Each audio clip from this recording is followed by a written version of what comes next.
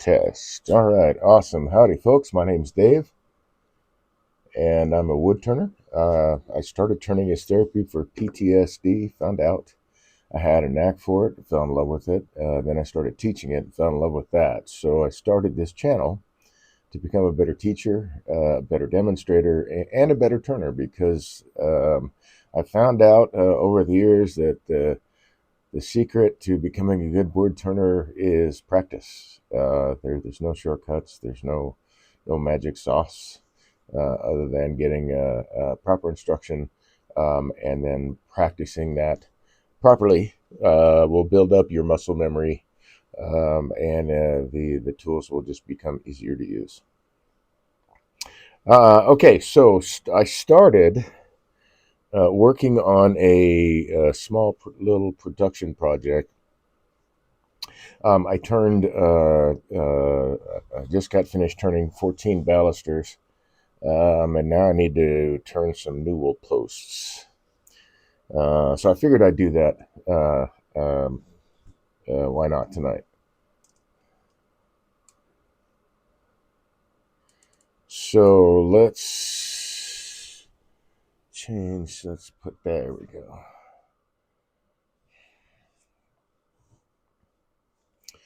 So this is the newel post I need to copy. I need to make two copies. I've got two different size newel posts, and I need to make copies, two copies of each. So I've got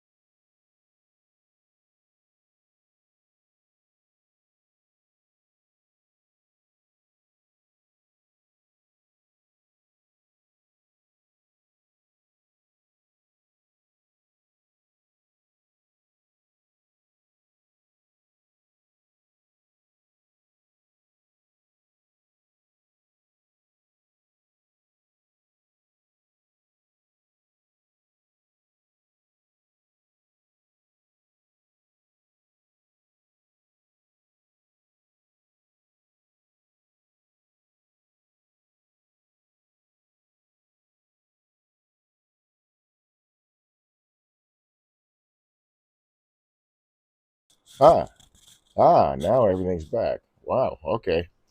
So anyway, I wound up. Oh, that's the reason. I wound up unplugging some wires there accidentally when that piece fell. So I'll just hold on to it there. So that's one copy.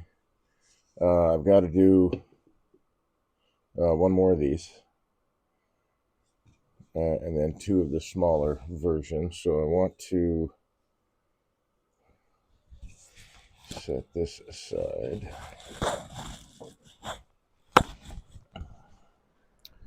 And then set this dude aside. Oh yeah, smaller ones over here.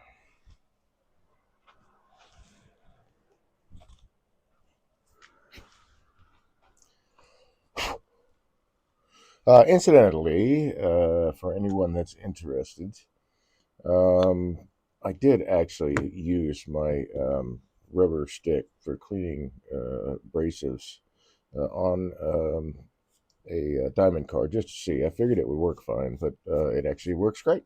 So if you have one of these, I've had, like I said, these last a long time, at least for me anyway.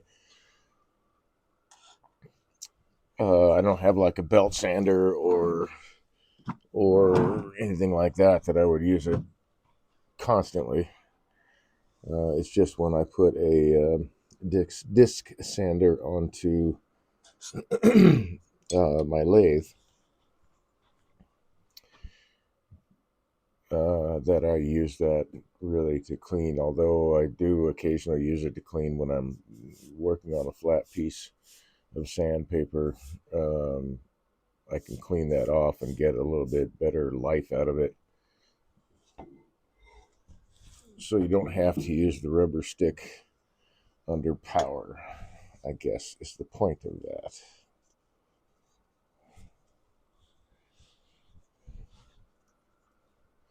So I've got these mounted.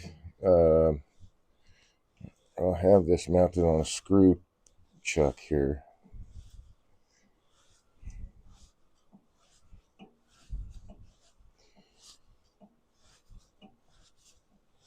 And I'll run this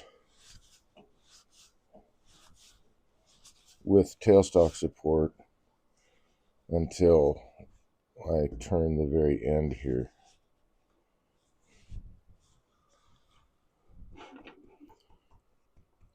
One, because of the mass of the piece, and two, I'm always looking to mitigate any kind of vibration, any issue with that. All right, so I need a little bit more light overhead. That's a little close.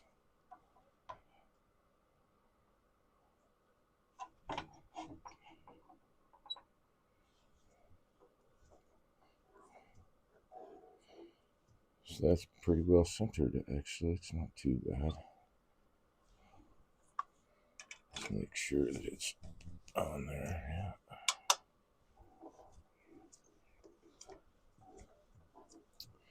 All right. Let's see. Glasses are on top of my head. I actually should clean the dust off, I suppose.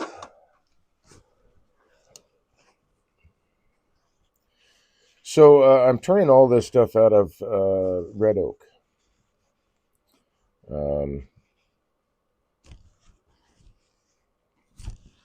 And I got to say that red oak,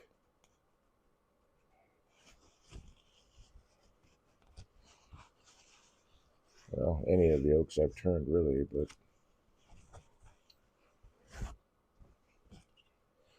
turning them green is much more enjoyable than turning them seasoned.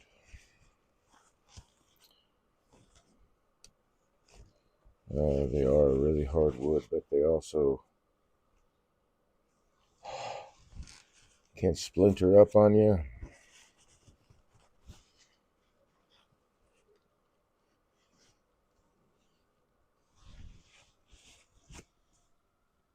But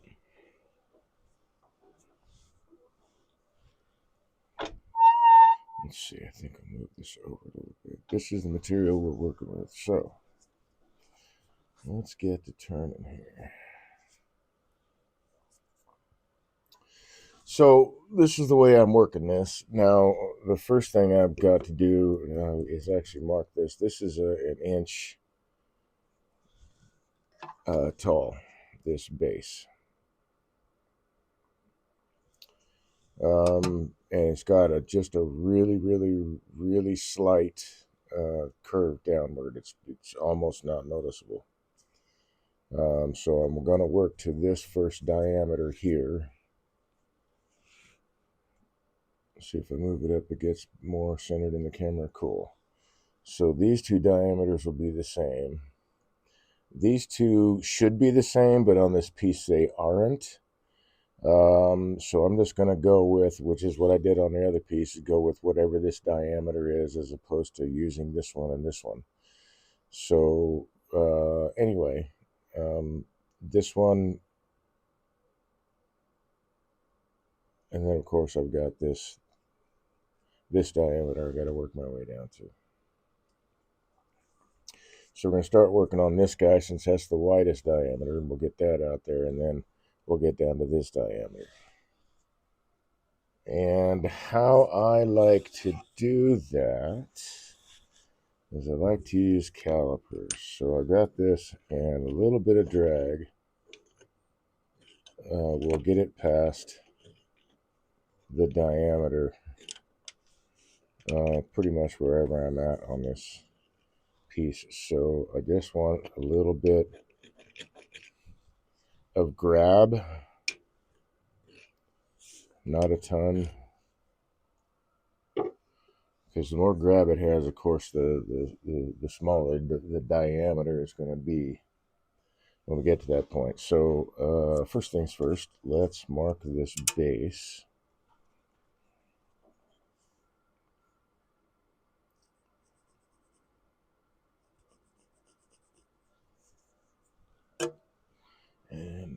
is.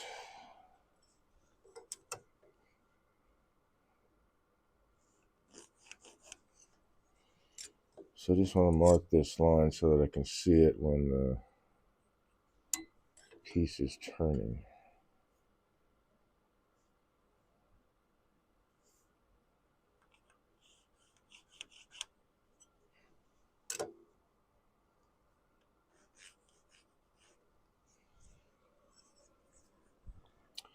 Because that needs to be as clean and crisp as I can make it right there at that corner. And I did turn actually 2 of these yesterday, but the other one, one of the corners broke off. So I'm turning a second one out of the bunch, and hopefully this particular the customer was kind enough to give me a piece that was long enough that I could actually make 3 of these if I had a mishap or something like that. So thankfully I've got enough to make 3 of each. Hopefully this won't be a similar issue.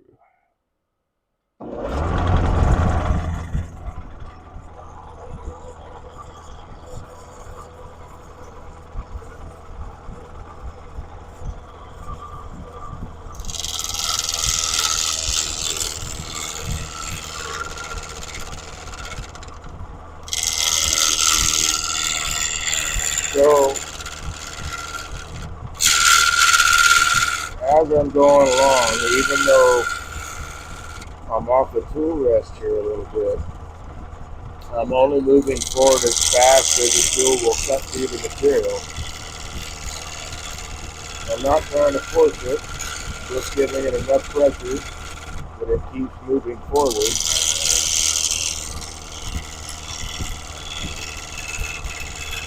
So I have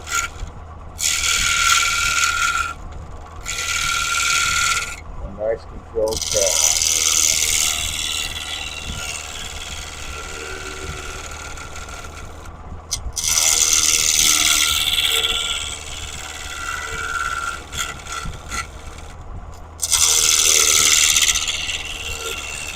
I've got to kind of monitor these quick talk handles every now and then.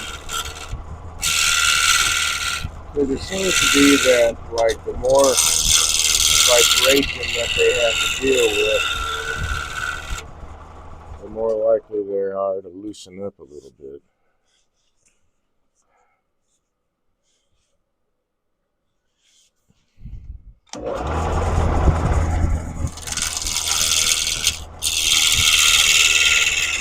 But honestly, it's not terribly surprising. I mean, working on a piece of equipment that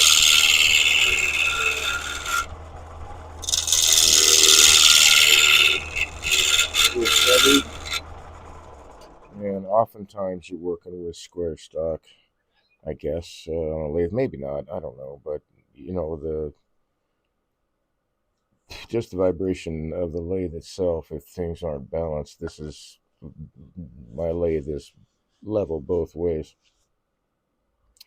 and not attached to the floor. I just have I built a shelf underneath my lathe, and I've got long story how I got it, but I've got a bucket full of tire weights, lead tire weights. So somewhere in the neighborhood of 110 pounds, something like that, of old tire weights. And it's a covered bucket, but anyway, I've got that weight right underneath my headstock, and then I have a tool chest down here too. And that doesn't have a lot of weight in it, but you know, it probably weighs 30 or 40 pounds. But anyway, I've got most of the weight that I have on the shelf is right underneath the headstock, where most of the vibration is going to be transferred to, because all the power is right here, and the motor's hanging off the back, and so on and so forth. So everything I can do, as I say, to mitigate vibration I want to do. Doesn't just mean when I'm turning or applying tool to material. It's the whole thinking about the whole thing. Is the piece off balance? Is it season versus green?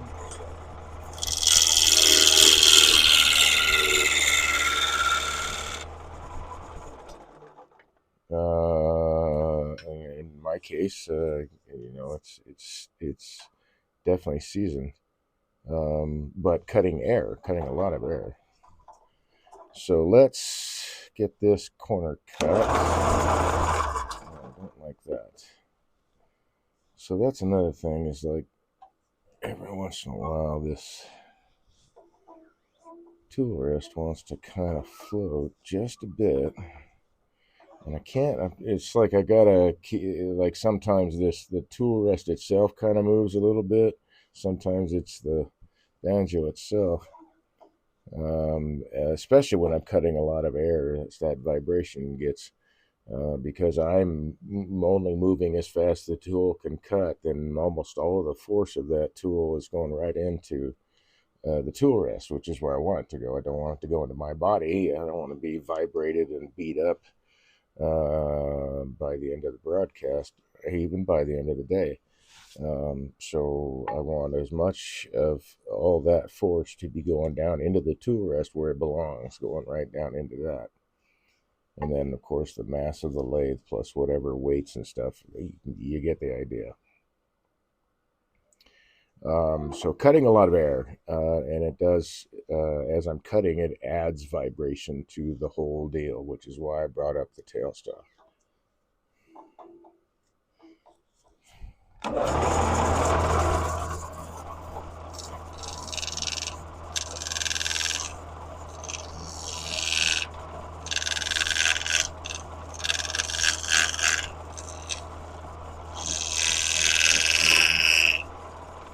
Okay, so I want to just get that corner cut. So when I start cutting here and getting the diameter down, I'm not going to break this corner surface. I want that to stay crisp.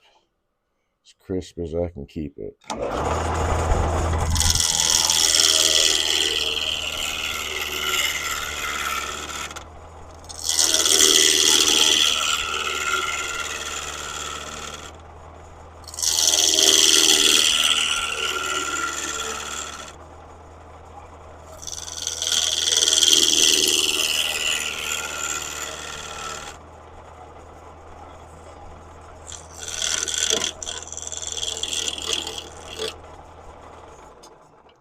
Shift the tool just a little bit, get more of an angle on it.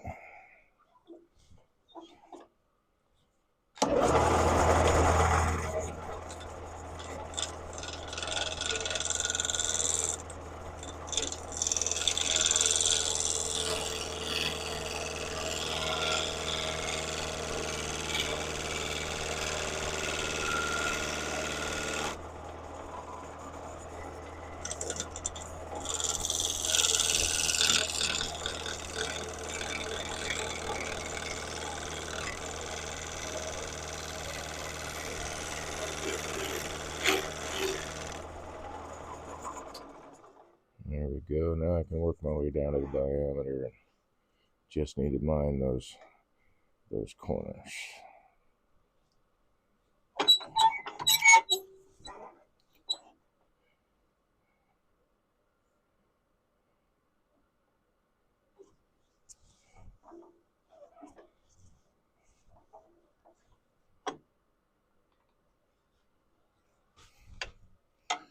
Yeah, it's got me a little bit off the rest there. Let's go ahead and go into here.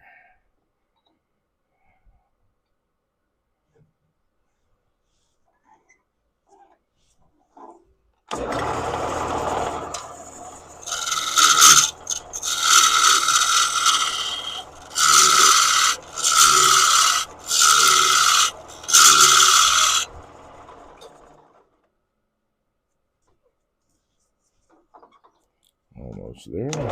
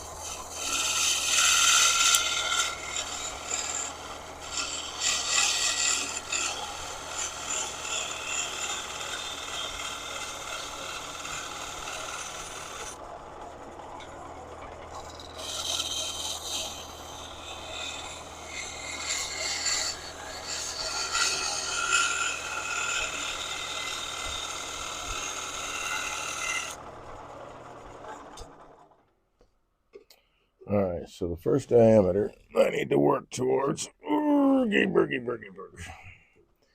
is the widest part here at the base. So I've got that set. And I got a little ways to go. So I'm going with, if it didn't fill off, did I put it back? No. I bet you it fell off. All right, so I am now looking for, oh, no, it didn't fall off. It's over here. A parting tool.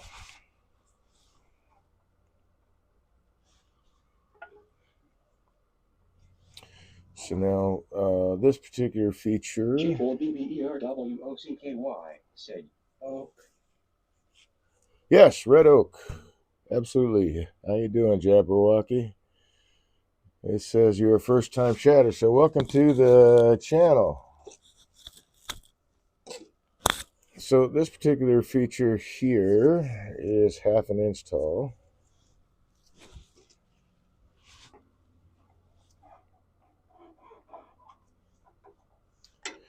I can come off the tool rest a bit.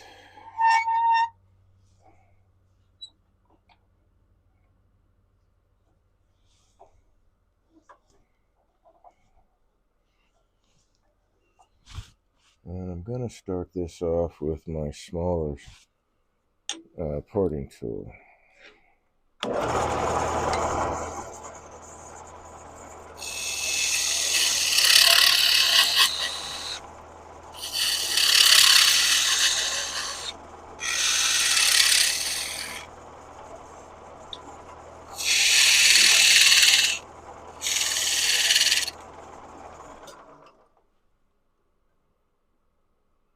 Getting there.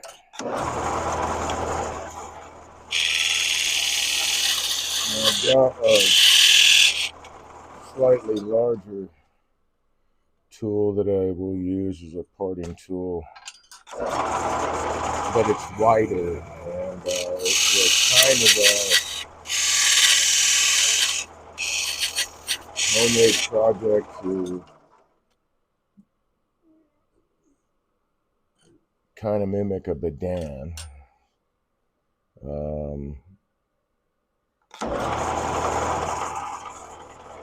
After I met Laurent McClough, and he was assisting for Jack Fishery, and I was taking Jack Fishery's class. We got to talking about rescues and van and all that. So I was kind of fascinated, still am a little bit. And I'd like to own one of these days and really get some good practice with it.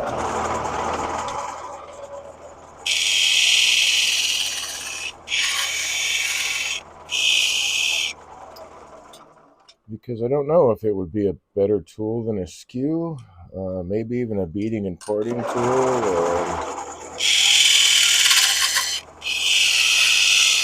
There's a couple of printers that use those in place of there we go, in place of a skew, which I think is pretty cool. All right, so I've got my wider parting tool, and the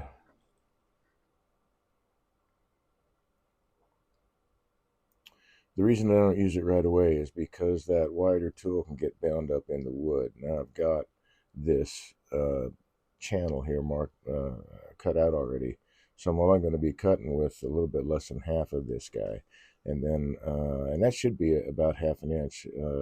If it's not, I can always chip away at the other side there.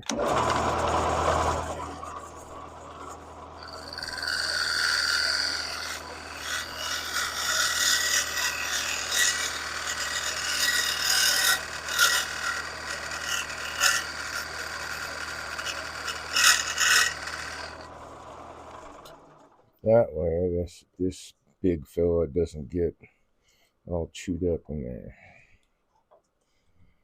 Okay, so I need to go back to a little bit of an angle. Oops, let's move that guy.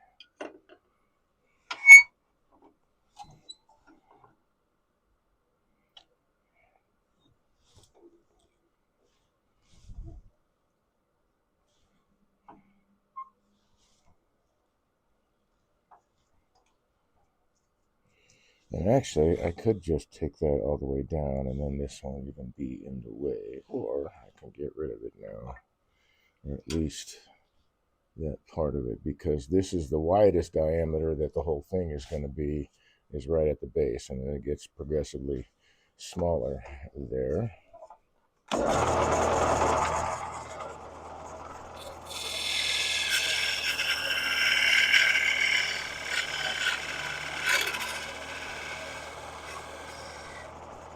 So let's just cut a relief in there. Oh, and I need the same tool.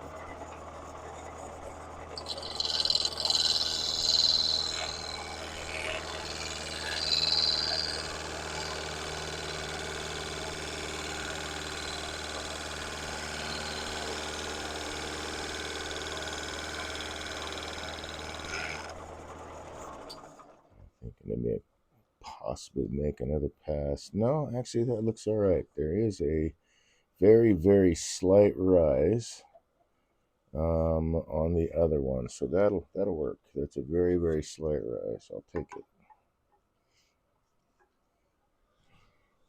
What I will do though,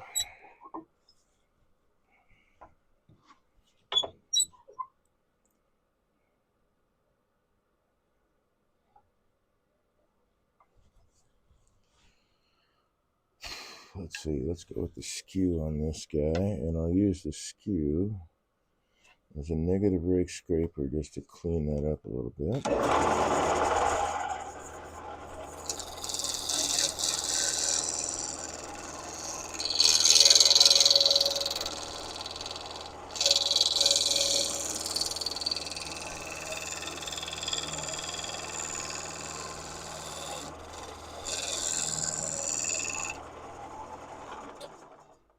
There we go.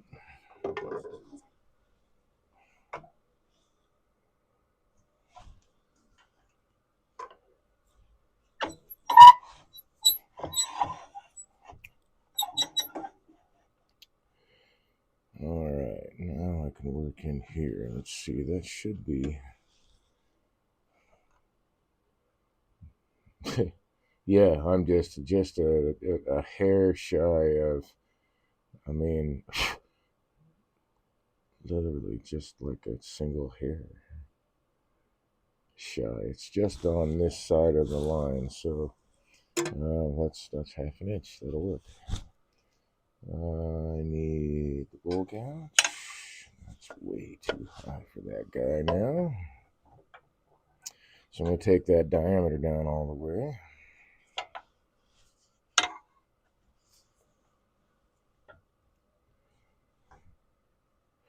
And I'd really love to be able to use a skew on this dude. But I don't feel like I can get my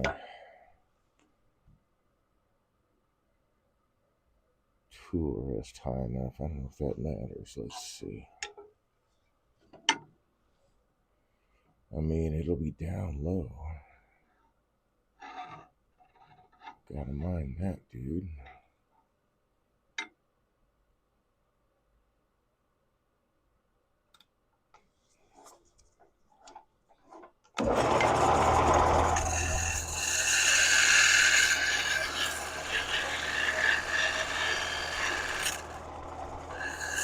Yeah, that's a little bit too low. I'll bring up my tool up. You know what? I can bring up the tool rest a little bit. Let's see if that makes how much different that makes. Because I'd really.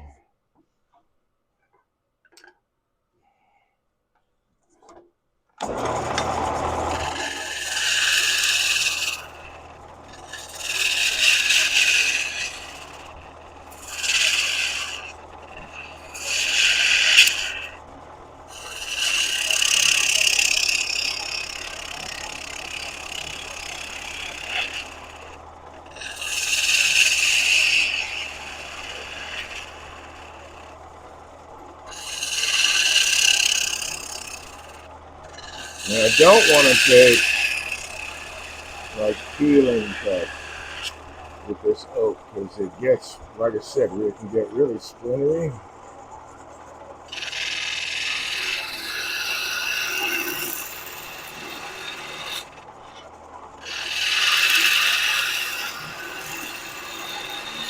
But hogging it off with the point of the skew is fairly straightforward.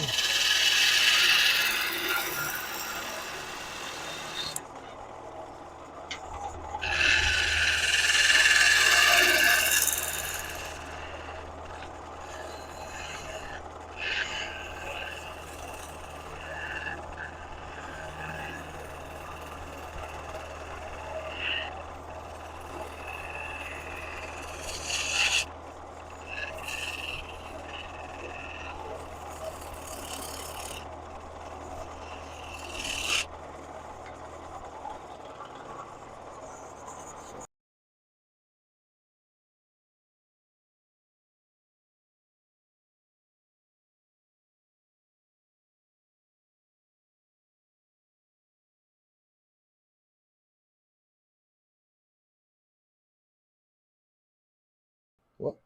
Wow. I think we just had a blink of power. That was wild.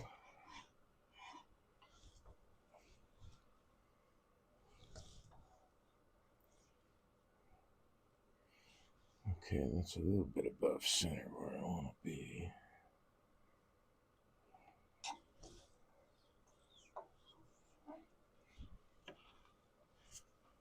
Oh, that's bull gosh.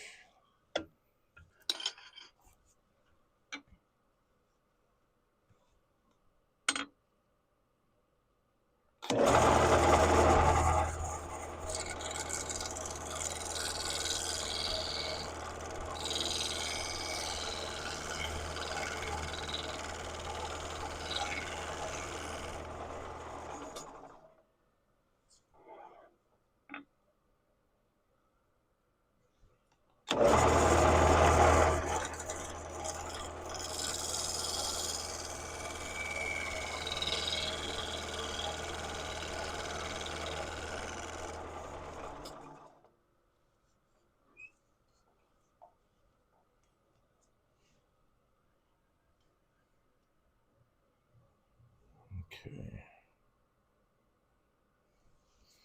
So now that is the diameter that I need to have for the widest part. Excuse me. Looks like I lost my line, so we'll bring that dude back.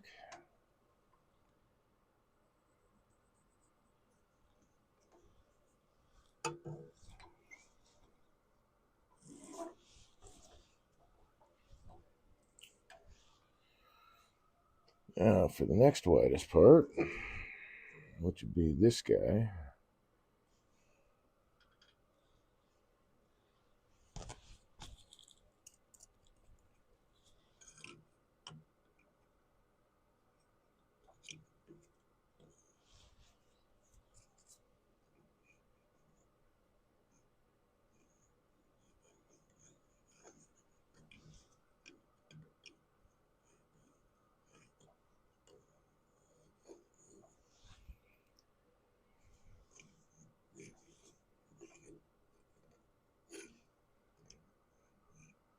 It's gone a little bit oval, so I'm trying to get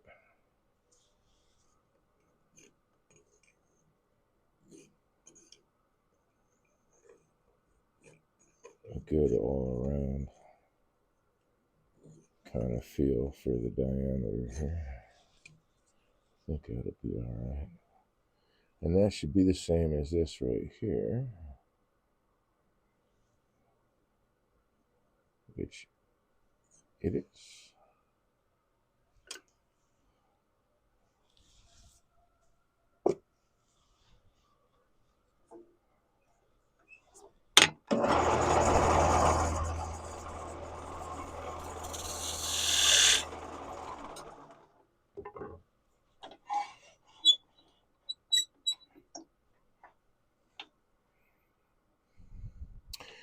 Before I go any further, let me take care of this so I don't have to worry about going back.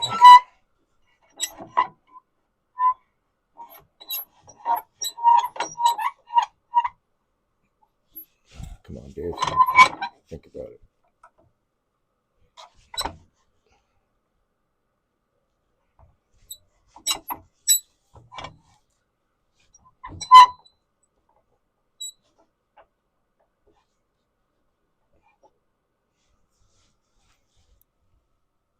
Alright, now that should be a little bit downhill to center.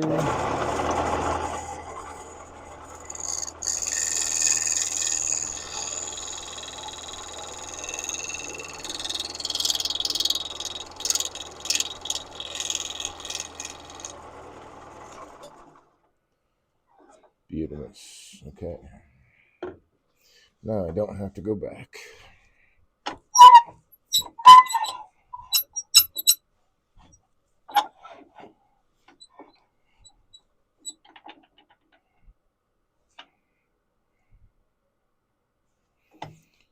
Alright, let's see. I'm going to want this guy. So that's a little too tall.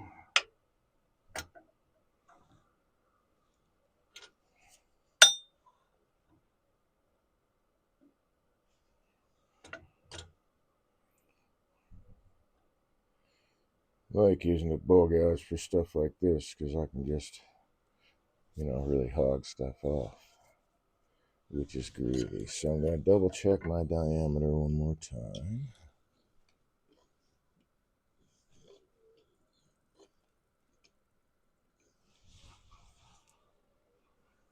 And I got a little ways to go.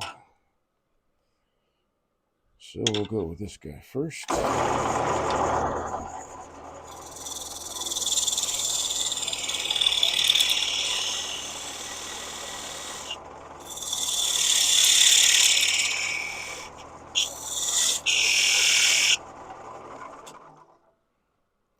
Should be more than that.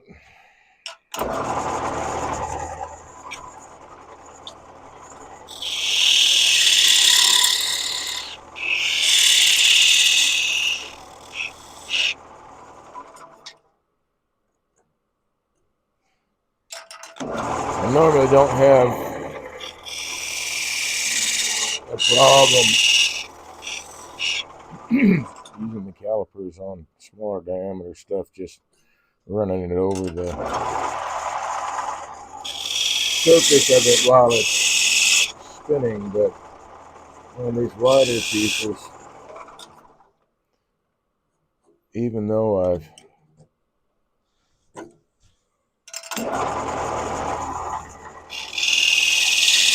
kind of rounded off the point, on these feet here. Even on red oak, man, it can still grab. All right, so that's the right diameter there. So we'll open that up a little bit.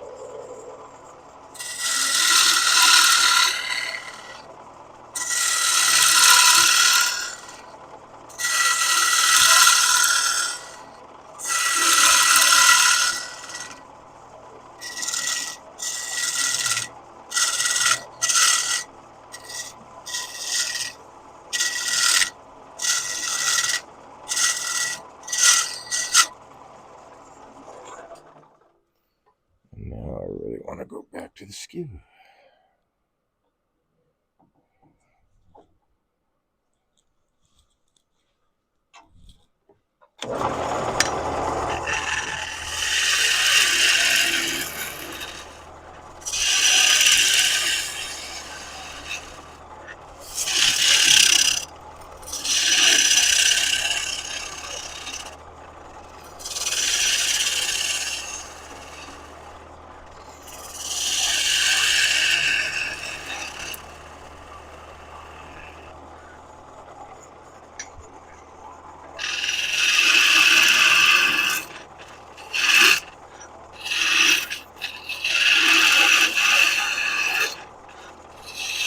So what I've studied anyway, and what I've seen is like the imparting tool and the pedan, they kind of operate in a similar fashion. They're really cutting with the point of the tool, and doing the same thing with a skew can help out in a lot of situations.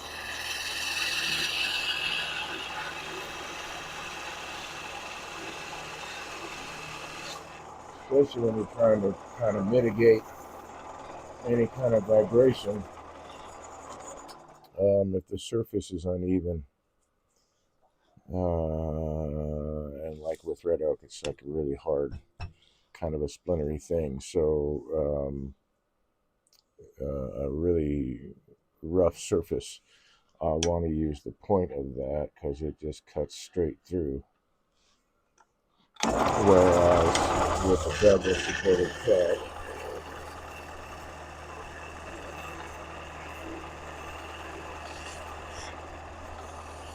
and in that case, I'm using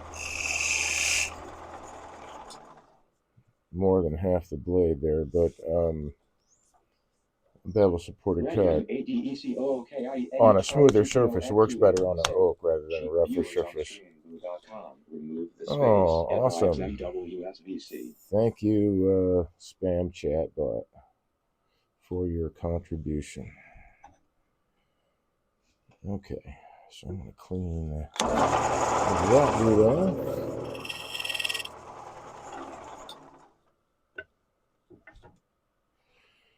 All right, now I've got this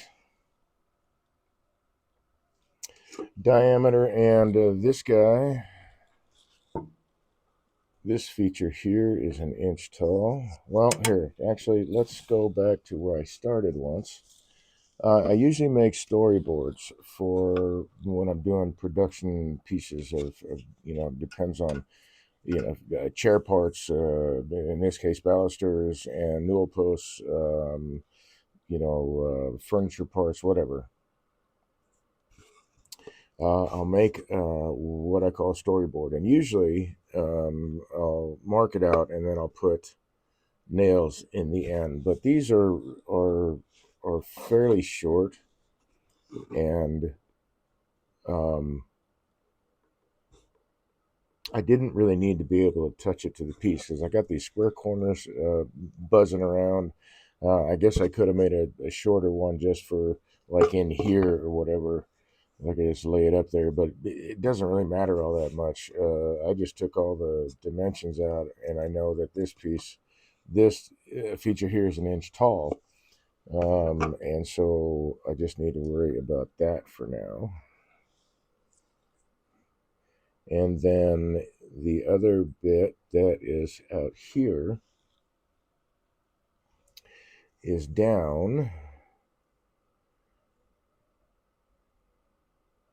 2¼ inches. And it is 1 inch tall. So the final feature on top is 1¼ inch. Actually, that's right. This was a little bit taller than, just a wee bit taller than. It was 7 5/8, I think. Or did I finally take it down? Okay, so it's 7 5/8, so I need to come from the other direction. Or actually, I don't need to do that. I just need to set my 7½.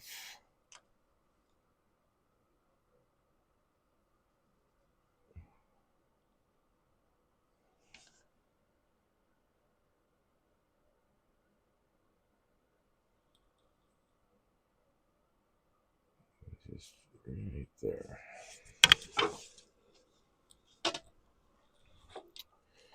And then I can measure from there. So these two marks go away.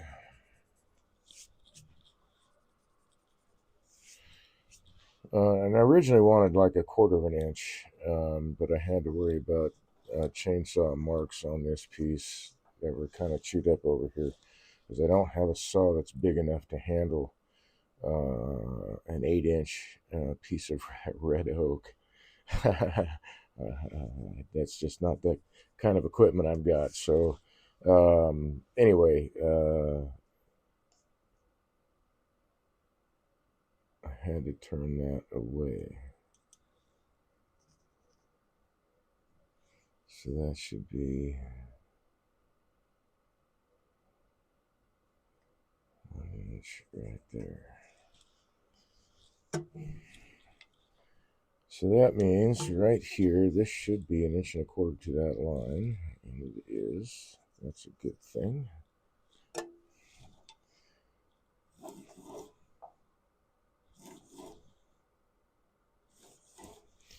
So these two I'm leaving alone. I'm going to take this down and this down. And before I do that,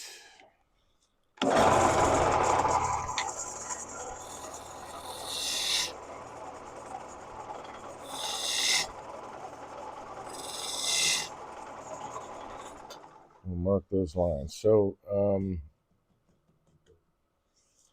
now we know where we at. Here we are.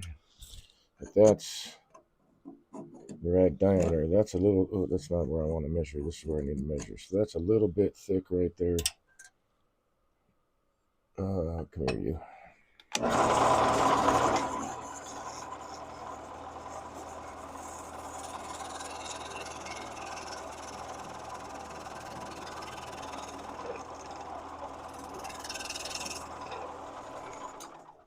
I think that took care of that. Yep. Okay. I guess I really needed to hold it that way.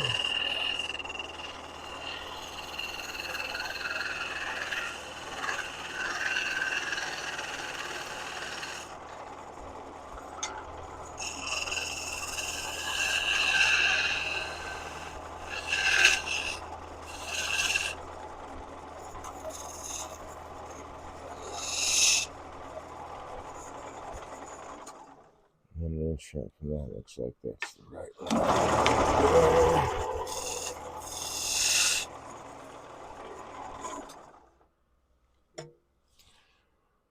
Oh, no, it's not.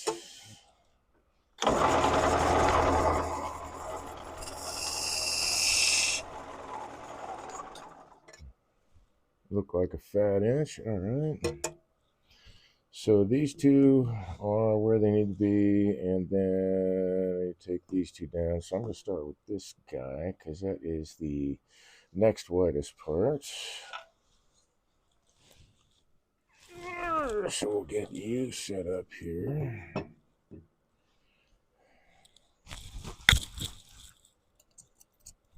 Now I thought that this feature and this feature probably should, or I don't know if they should be the same. I mean, clearly there's a change, but in diameter. I just don't know. But this is definitely wider than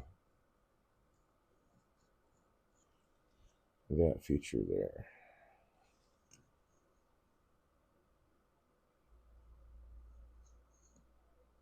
All right, that should do.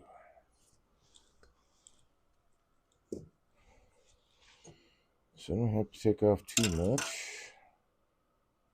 Where's my dude? I'm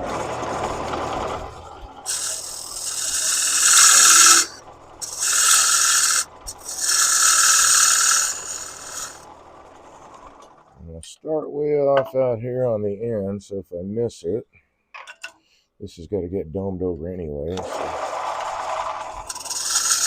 So I'm only cutting into waste wood right now. Actually, I guess I'm always only ever cutting into waste wood. That's a silly thing to say.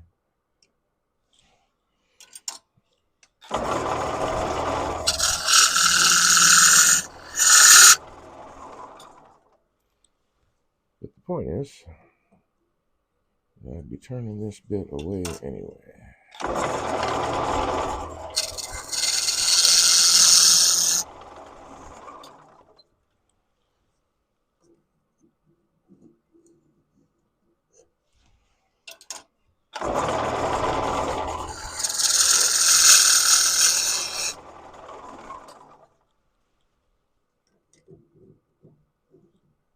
Goodness gracious, man. I guess I keep thinking it's not as deep as I think it is, but it is. Alright, so that actually is pretty nice compared to this guy. And that's a little tight. That could be, that'll be fine. Alright, so I need that 1.25 inches, and well.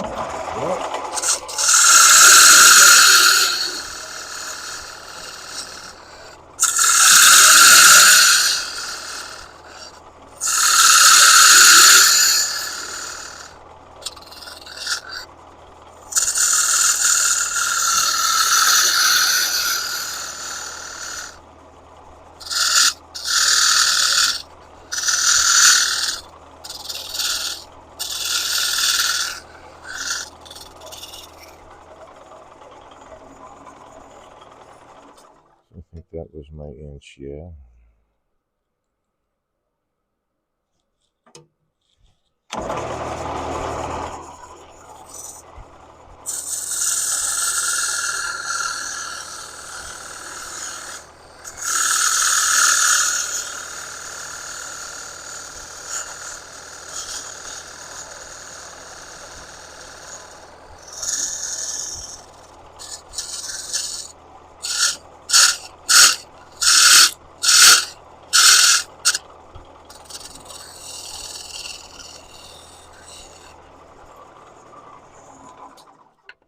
And then, come here, you. I need that diameter of those two fillets, which are the same. Got really close first time. Cool. Oh, too tight.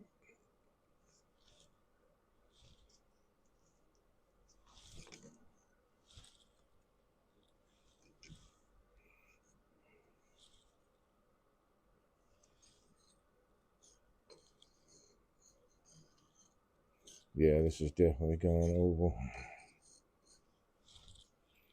But hey, it'll do that.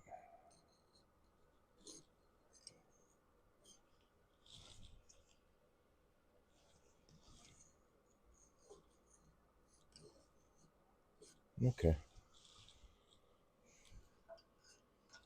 So that's the next diameter. And that opening there, so I have a 1/2 inch, 5/8 and 5/8.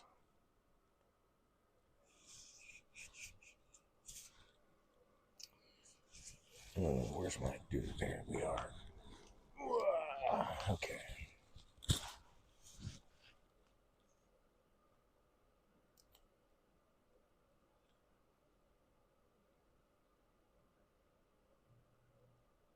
So that is 5/8, and that is half an inch,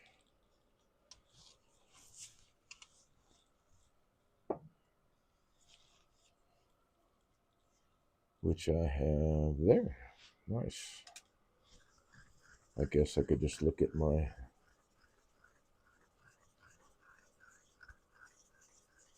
story card. Okay, so this guy, here.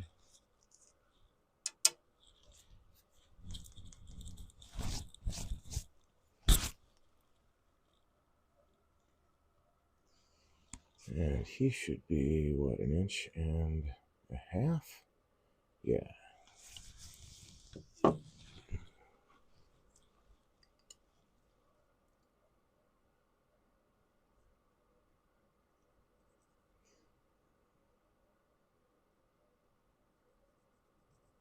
And then that, and then that.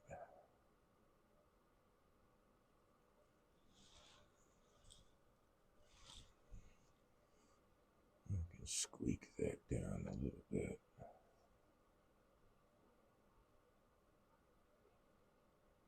But not necessary. All right.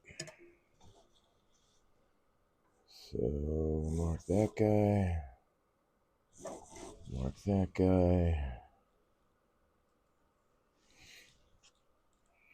Oh, wait, no, I'm sorry. I am wrong. That is not the next. This is the next diameter. So we've got this one here.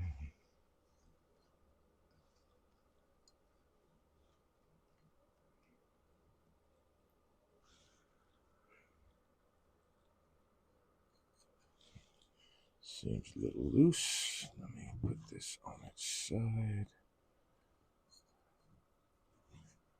If it will stay there.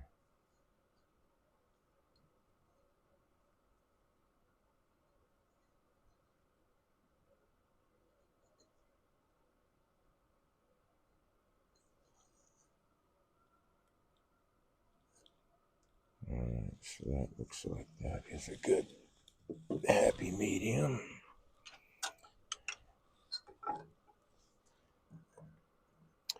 So, got a little bit. Let's do this first.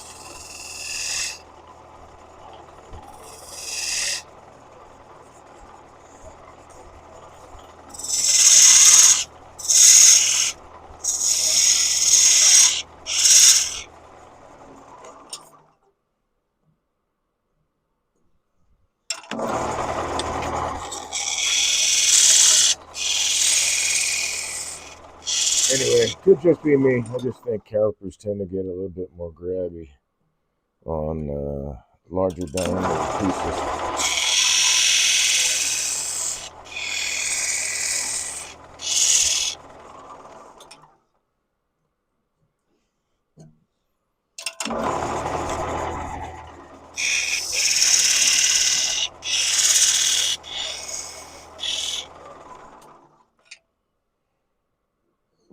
There we go.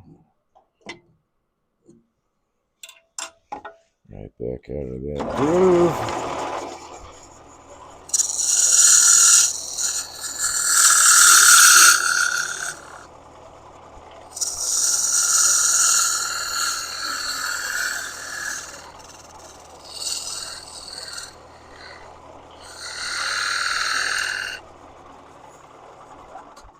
The next one is this guy.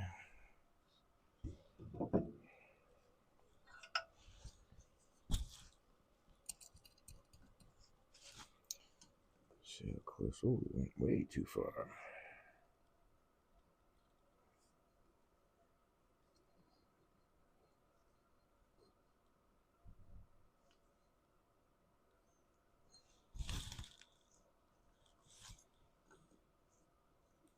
Alright, that is close.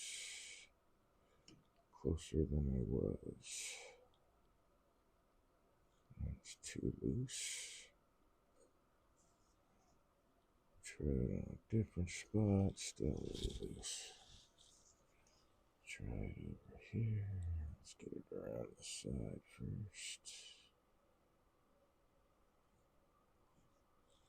That's a little tight there.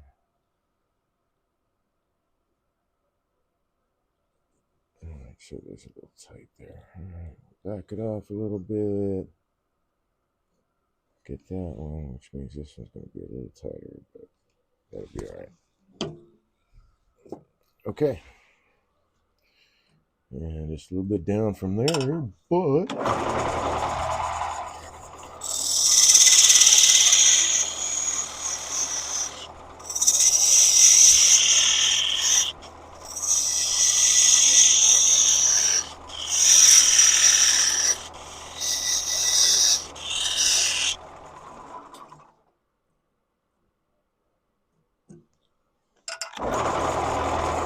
close.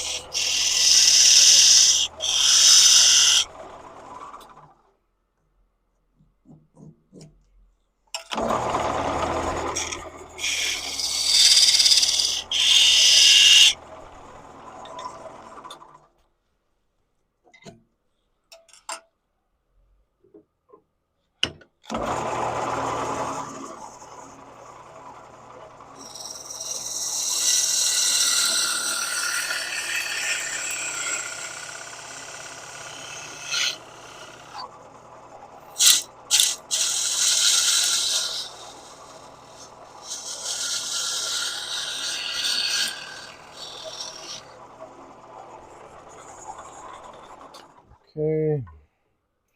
Now I need to work to, where'd you go? There you are. This diameter.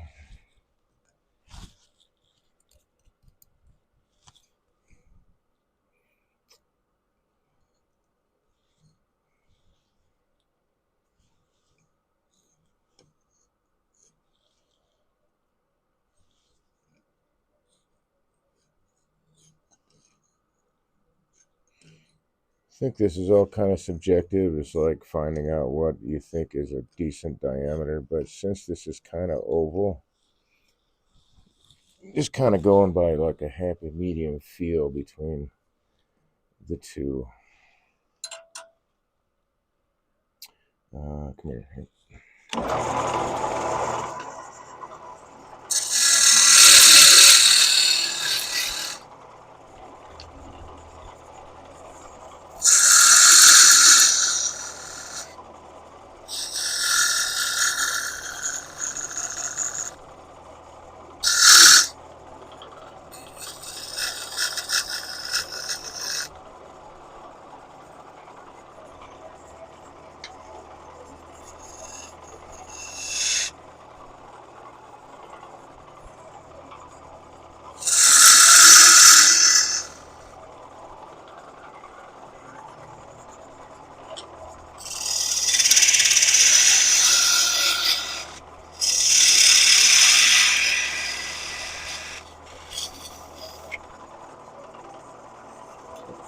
Probably even less than that. Yep.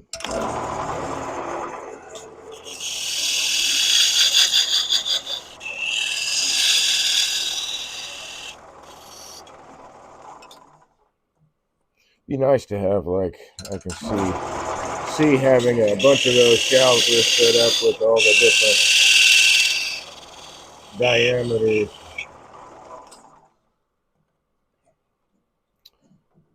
A little bit more.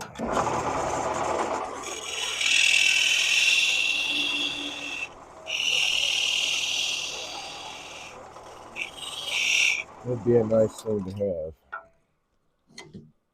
Yep, wrong groove.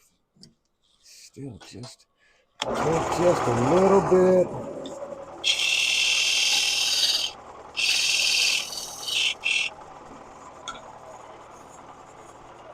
Still just a little bit tight.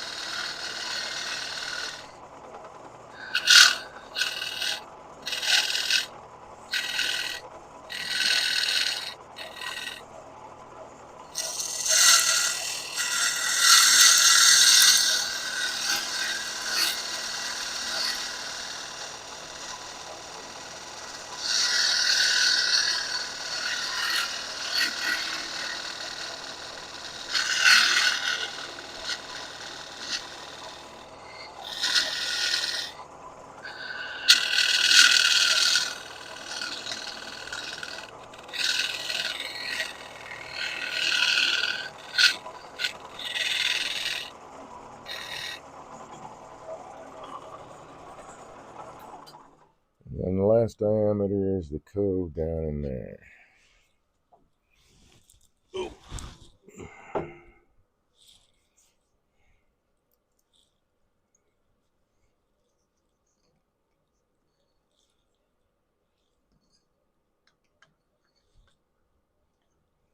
Fun with calipers.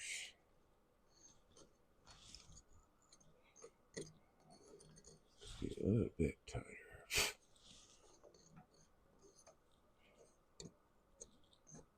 Really tight there. Not so tight there. I'll take that.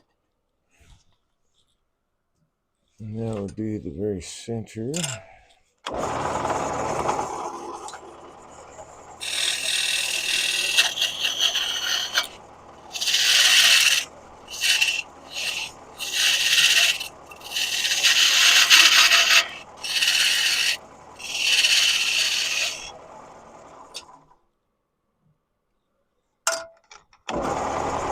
For sure it goes deeper than that, Dave.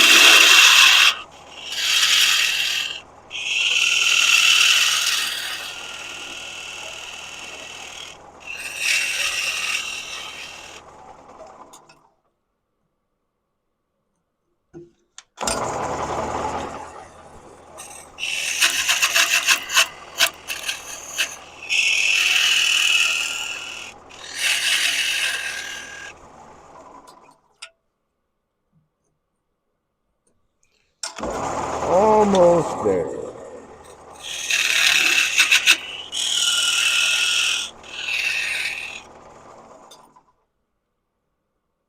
There we go. And now the rest pretty much is just to turn the elements.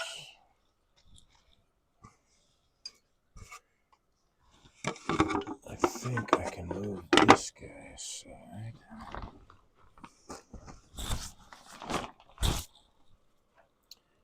Oh my goodness. 1.org cut.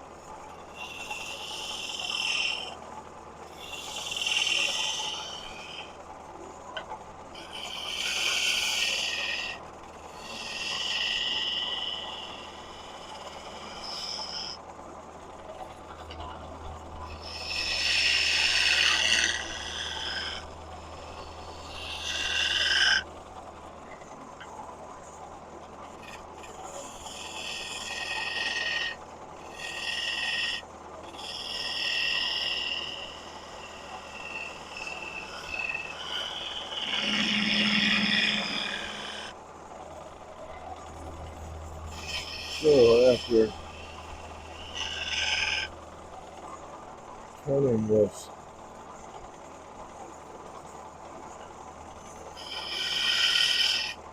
Oh, I can tell you that my spindle drive definitely needs to be shut. There we go.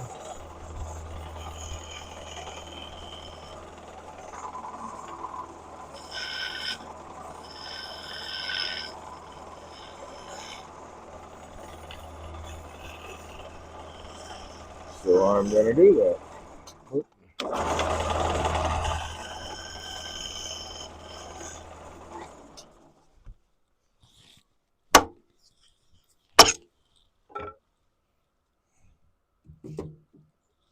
And we'll leave you with this. If it'll stand up.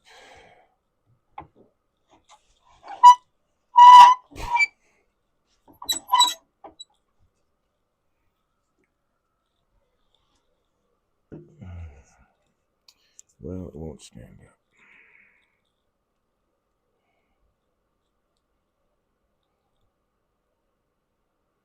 But all the lines are where they belong. All right. Thought I would leave that up there for a neat visual, but clear that's not going to happen. All right, let me dress up the edge on this dude. Pretty much going to have to do that for every single piece, I think. This red oak is pretty tough stuff. I was kind of laughing, going, so I need the. Like, so you picked red oak? Is this just to test me?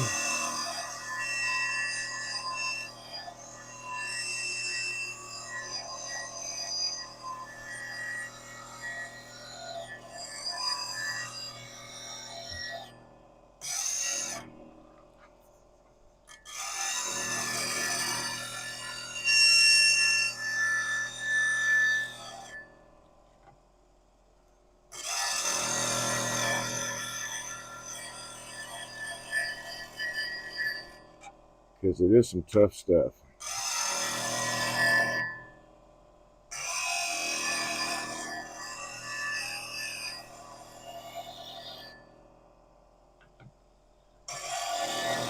And I definitely think it's worth it to try to experience as many different species of woods as you can.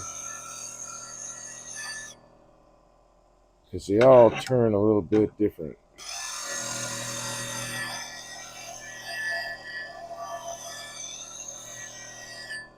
Some are denser, some are softer.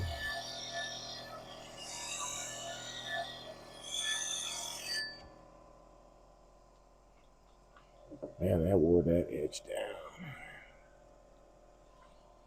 But that red oak will definitely take an edge off.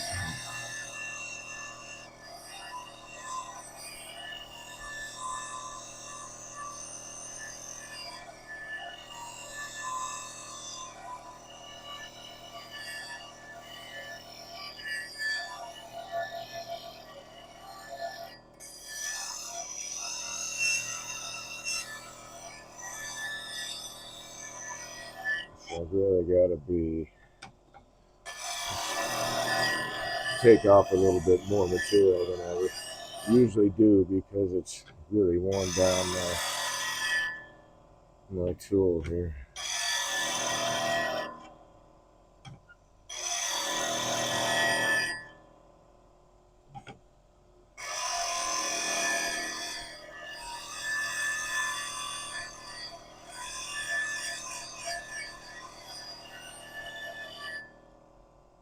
Okay, just about there.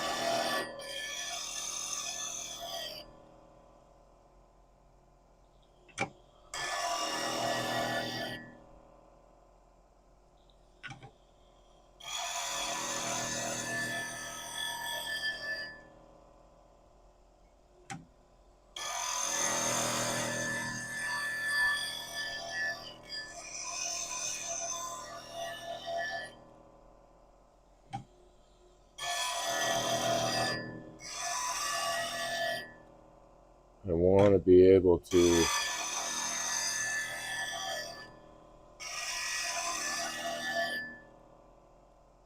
there we go, make the same cuts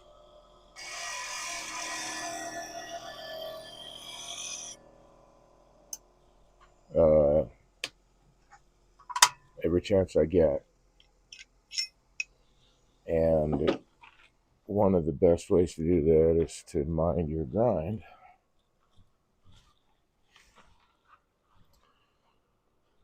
For instance, this guy. Well, it's like all of my gouges. The point is as wide as the bottom of the flute. It's not a sharp point. It's as wide as the flute is. I use this is just a straight 50-degree grind on this spindle gouge, but on all of them, even my bowl gouges, all of my gouges will have that point that is wide as the flute is. You don't want it too sharp; it gets more aggressive that way,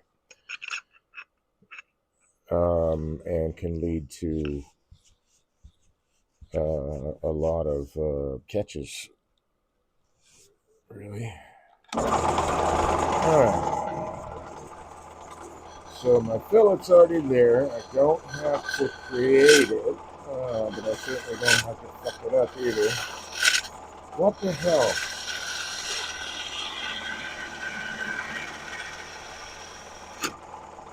Am I too tall? Oh, that's why. I'm a little too tall on my tool rest.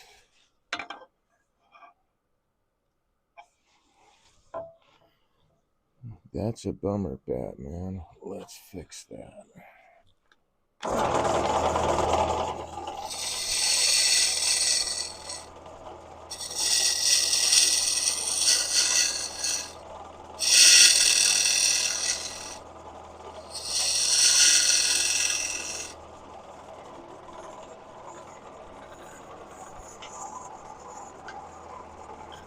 Alright, let's try that again. Hey, am I missing something on my grind here? Yes, I am. Getting a catch because that part of the wing just past the nose is taller than the nose is. And so the opposite wing basically is, it's essentially that what's happening. It isn't the opposite wing, but essentially that's what's happening because of the way the grind is. So I'm getting that little catch there, and it's causing me to skate. I really thought I got that bad down.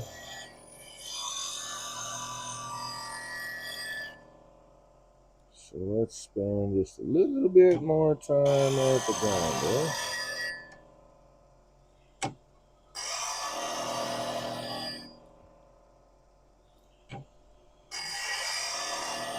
Actually, I suppose I could use a smaller spindle gouge, my 1/2 inch, instead of this 5/8.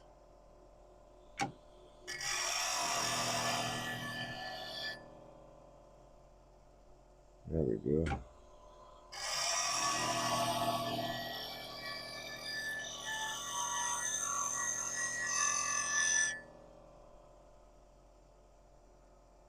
It's a little rounded.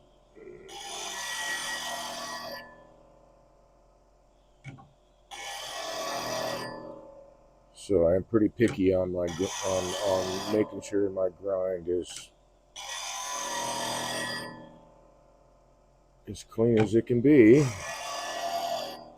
And I just missed that.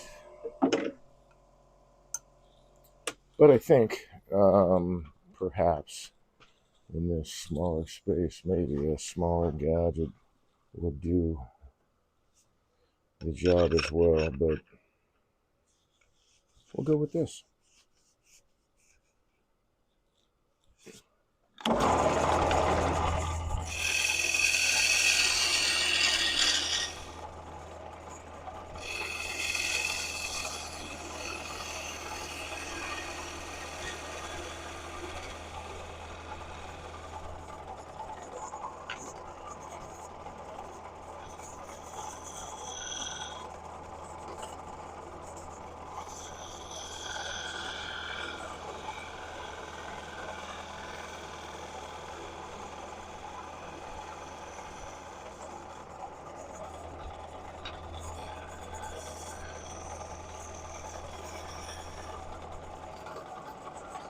And then once again, a little bit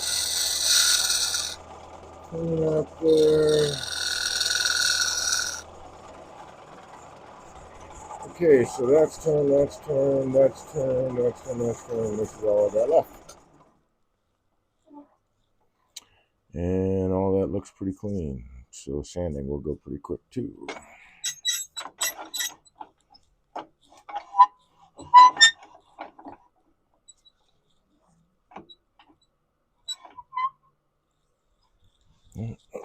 Take it down the other way. Alright, so workhorse first.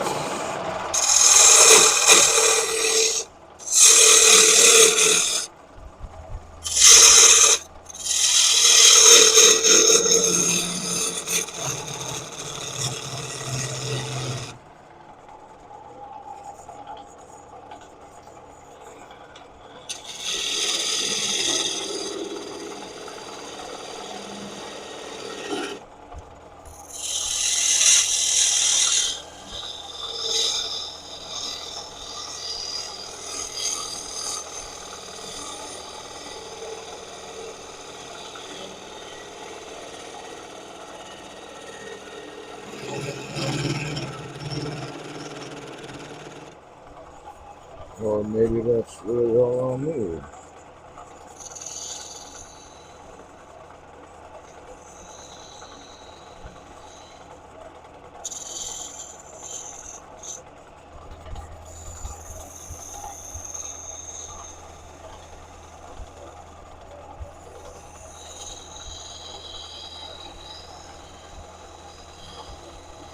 I was going to turn this shade with a spindle glass.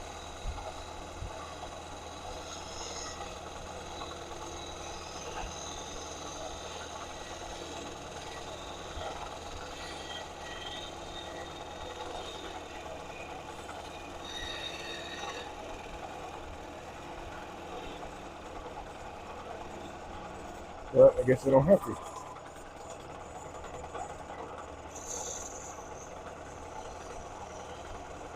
Cool, man.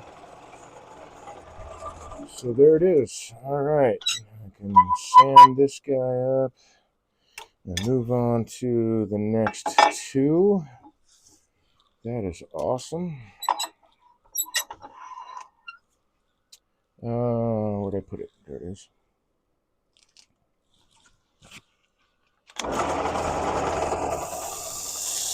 Actually, let's use this new guy.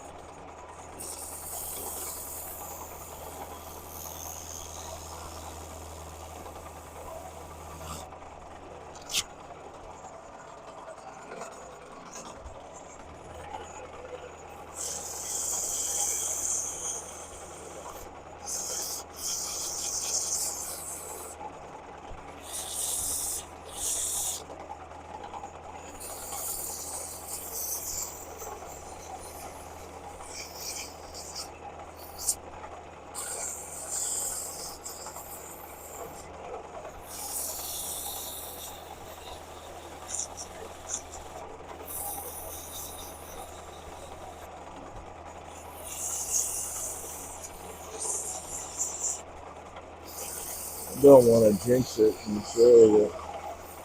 say anything, I guess, but neural posts are a little bit, at least these ones anyway, a little bit easier than doing the balusters. But on the other hand, we're talking 30 some inches long with vibration, and I've got to have a steady rest in the middle just for vibration.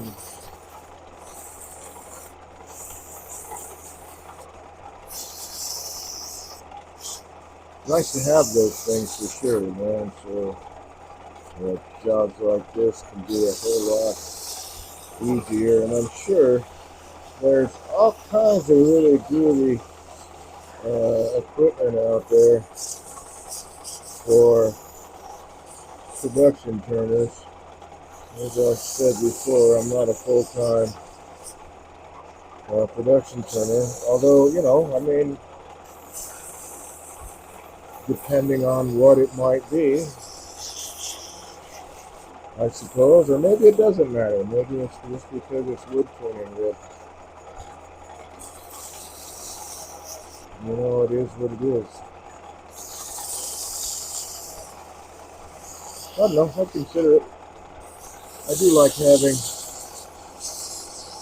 a variety of things to turn,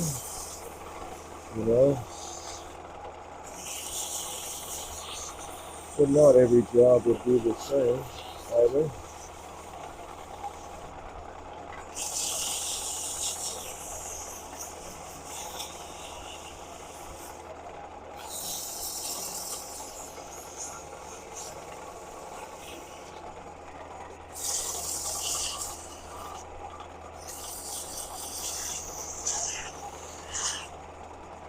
So I think I figured out, yeah. I got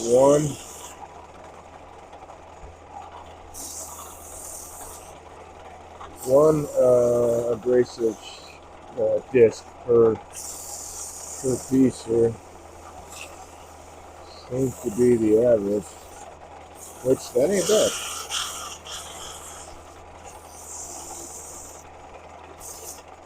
There we go. Well, I guess I could touch that up a little bit more. There.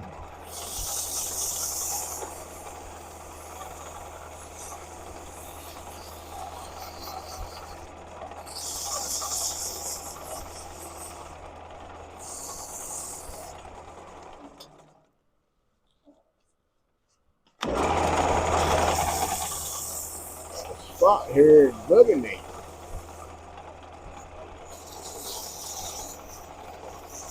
Get it worked out.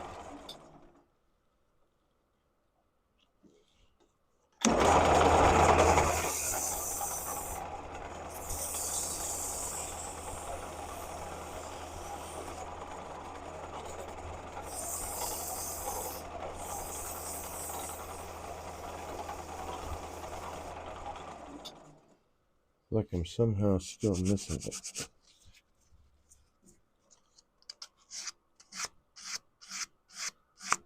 Oh, it's just the grain. Of course, I've come along and just boogered up the grain, so now I gotta fix that.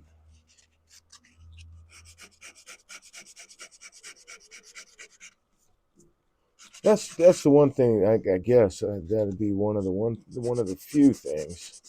I'm gonna say the one thing, but it's one of the few things that sometimes will trip me up. Knowing whether I'm sanding grain, like a grain pattern, or something that's in the grain, or an actual rough surface on the wood. Sometimes it's hard to tell.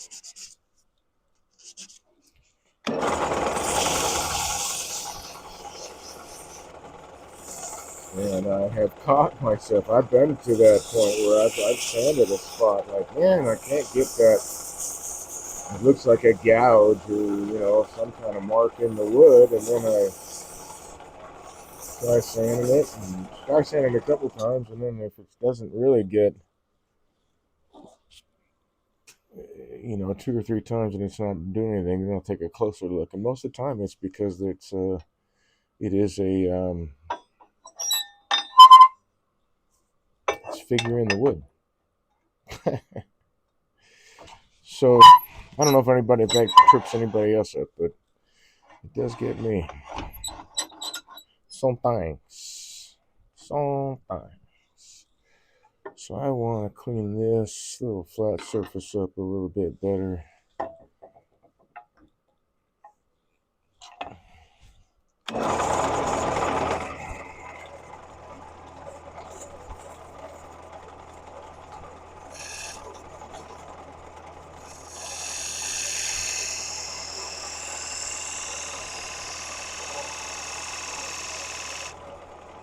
Pick them tool marks right out.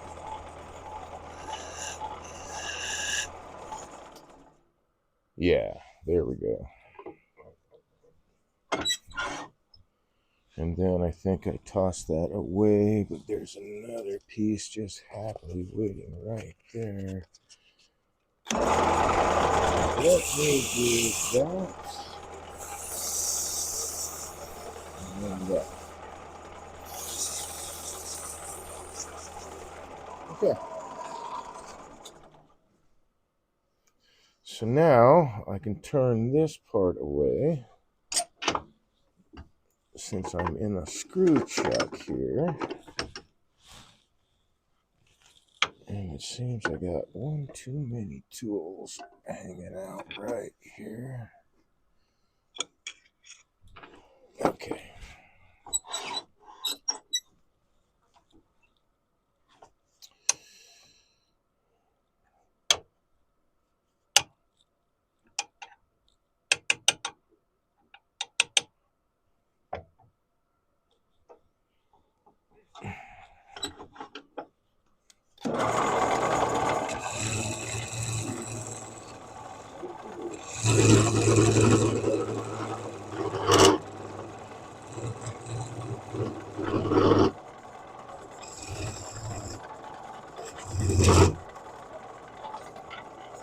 Then I'll grab my spindle guides. So that's Captain OB. Hey, Dave. Hope you're doing great. Hey, man. How are you? How you doing on those bowls, man?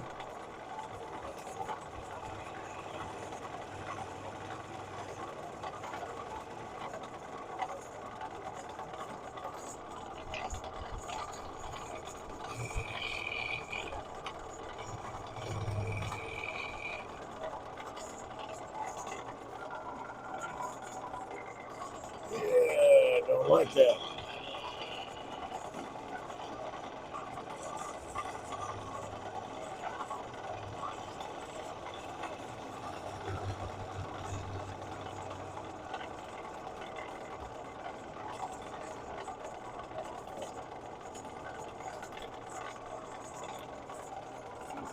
That down there.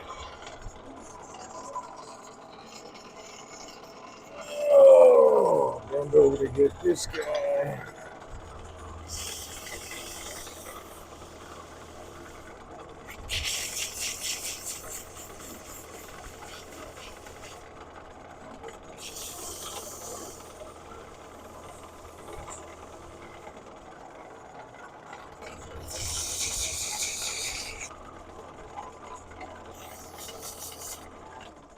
Okay, now it's Captain done. One said, progress on the bowls. Heading to Ohio Valley Symposium tomorrow. Oh, cool. Hope you enjoy yourself, man.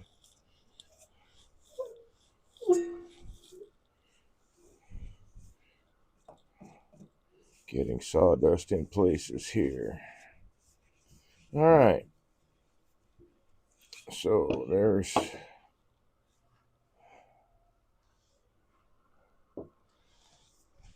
newel post number 2.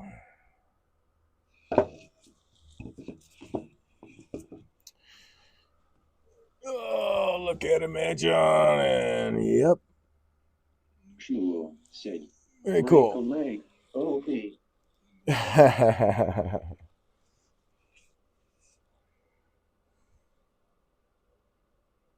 Okay, so the 2 big ones are done. Captain One said, I'm gonna go have some fun. Have 2 demos. Oh, very cool, man. Like you're doing the demo? Is it a hollowing system demo or your own gig, your own thing?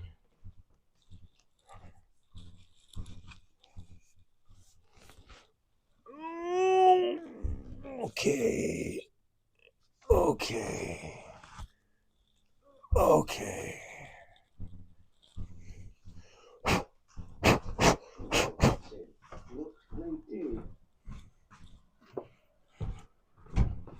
So the demos, are they your own thing, or like what are you demoing? Pardon me while I get the sawdust out of my shoes.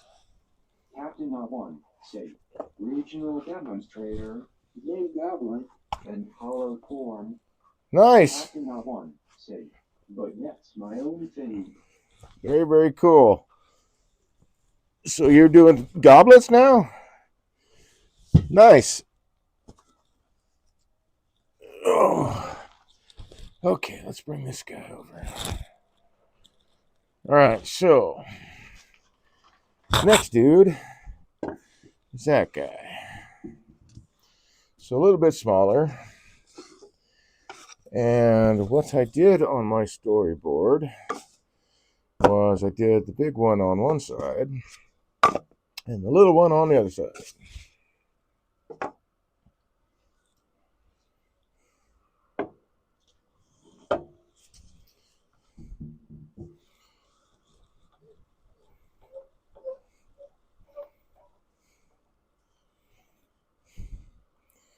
All right. It's kind of cool, man. It's been a while since I've used a screw chuck. Very handy. I should double check. Because this is a chuck, it could vibrate a little bit loose.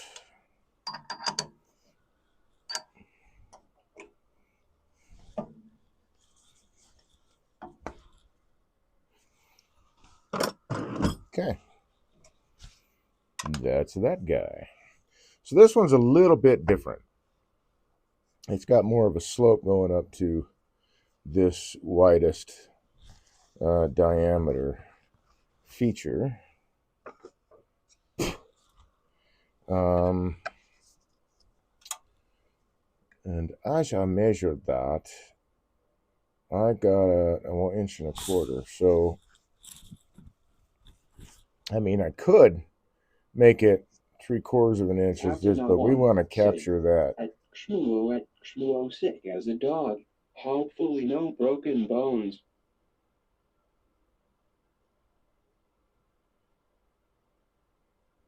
Wait, you're sick, man? Or cat? Oh, Captain OB, you're sick. It's funny the speech chat is calling you Captob, Captob 1. What do you think, Mike? You're sick again, man? One said, yay, or something. Okay. Bummer, man. All right, so that's 1.25 inches. That feature right there. We want to keep those square corners. And I also need to bring up my rest here. Oops.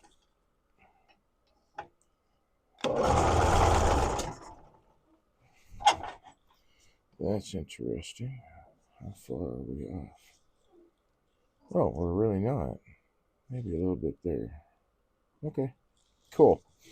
All right, so I need my 1.25 inch line first, so we'll do that.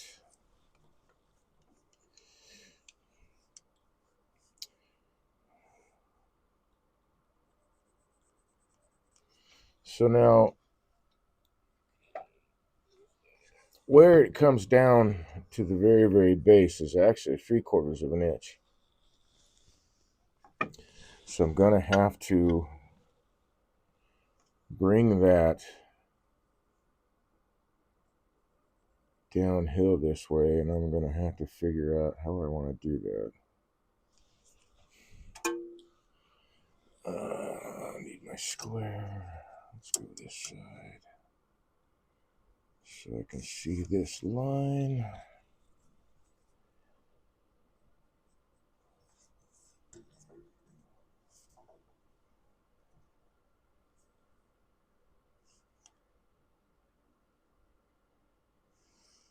It's really cool, man. It's about time you get to do your thing. Regional demonstrator. Cool. Values said, howdy all. Hey, Avidus, how you doing? Values said, bit late. Are you? Sure you're not right on time? So this guy is only 7 1/4 inches tall, so I've got quite a bit to take off here when I get to that point, but we're going to get it down to this diameter first. So let's set this guy up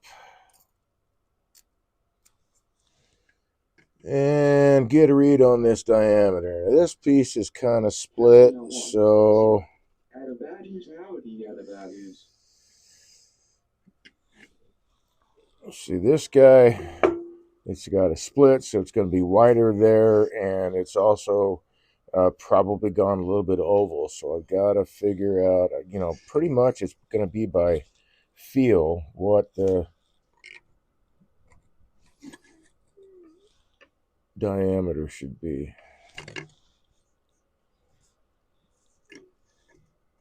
It's too tight. So that's not bad. That's tighter. It's not bad. That's, yeah, I think I'll back off just a little bit. That might have been a little too much. All right, so we're going to call that the diameter. Say, CAPTOB1.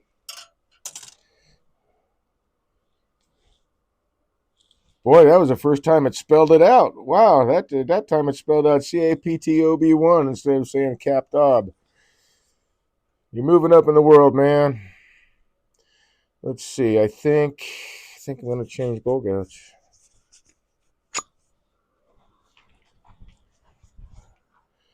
I mean, I am just using it pretty much to. You know what? I'll do that after I rough this out.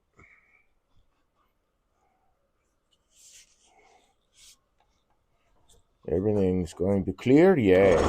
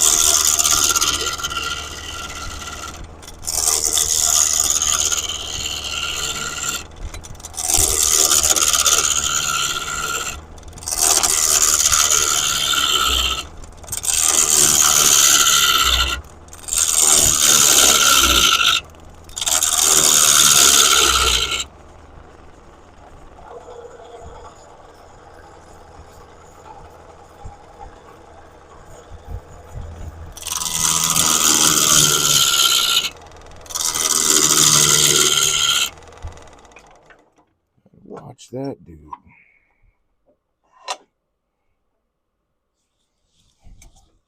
Let me back up just a bit.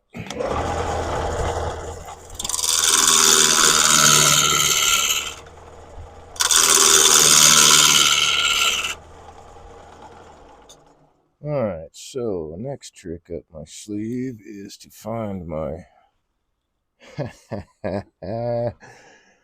my skew, which is falling into the shavings on the other side.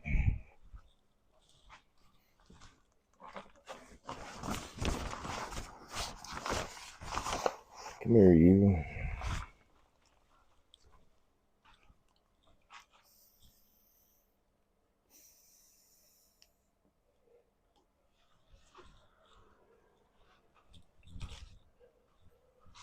Anyway, I'd like to have this job done before Friday. Be traveling to Aramont, man. Take a carbon class from Jim Scarcella. Alright, so those corners are clean. I want to keep them that way, but I put that notch in there so that when I'm working back, as you see, I'm getting tear out right on these corners with the bowl gouge. That won't mess that up.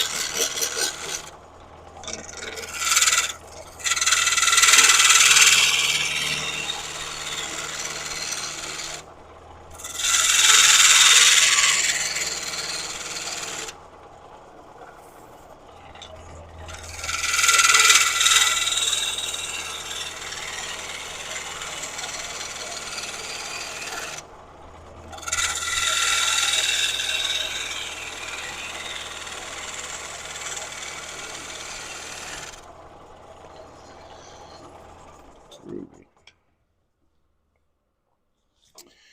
All right.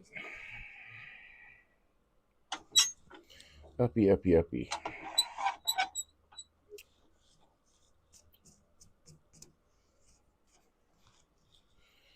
All right, so I need to measure my, oops, there we go. Because that was 1.25 inches. I'm going to need to bring it down to 3/4 of an inch. I thought I marked that. I did right there.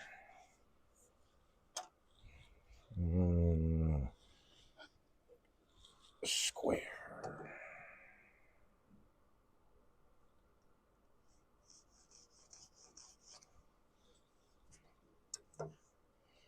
I like to mark these lines because even though it's not round, the light hits the faces in a way that I can still see the line. If I do, sometimes if I do one side, but usually I've got to do like two sides. So on a corner, it works really, really nice to have that line show up in the ghost image. So that's where I need to bring it down to. It's quite a rise to this line that I got to work to. Okay, so let's get that cleaned up a little bit better. I'm going to go to side angle mode. Say, got it on and get packed for the trip. Have fun with Australia. Yeah, thanks, man. Hope you have a safe trip there and back. Sorry that it's Ohio. Because I understand driving through Ohio is kind of a pain in the butt right now. But Tishi Schmo would have more information on that. Let's see, how do I want to do this? I'll do it this way.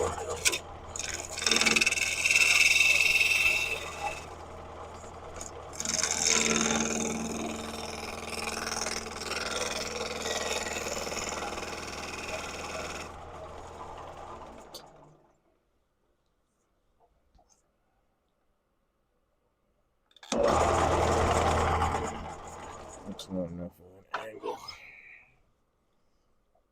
I really need to be up on that dude. That should do. Ohio sucks, and the roads are bad too.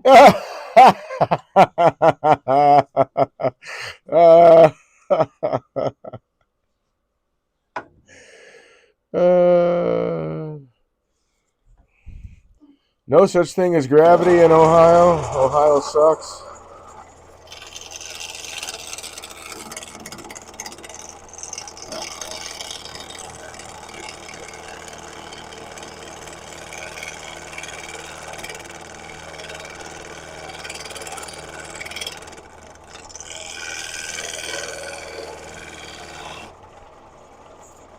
When I lived in Oklahoma, one of the big jokes was, why is it so windy in Oklahoma? It's because Texas blows and Kansas sucks. Or maybe it was Texas sucks and Kansas blows. Nope, Texas blows and Kansas sucks because the Gulf Stream comes out that way. All right, so that's my square now. My square platform that I have to bring down to this mark here. Which I will do in a little bit. Right now, I want to get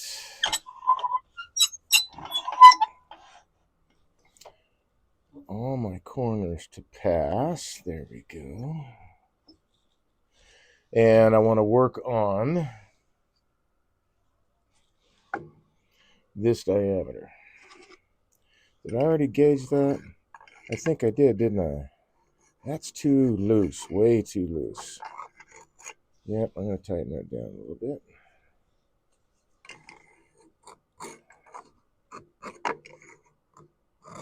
That's really tight. But that is like nothing, man. All right, so happy medium would be maybe that. This one's really, but part of it is too, again, it's that, where's that crack fall? Right there. So I'm getting wider here because the crack is going that way than here. Plus, it's already ovaled out a little bit. So getting that, we'll go with that diameter. So I need that down there.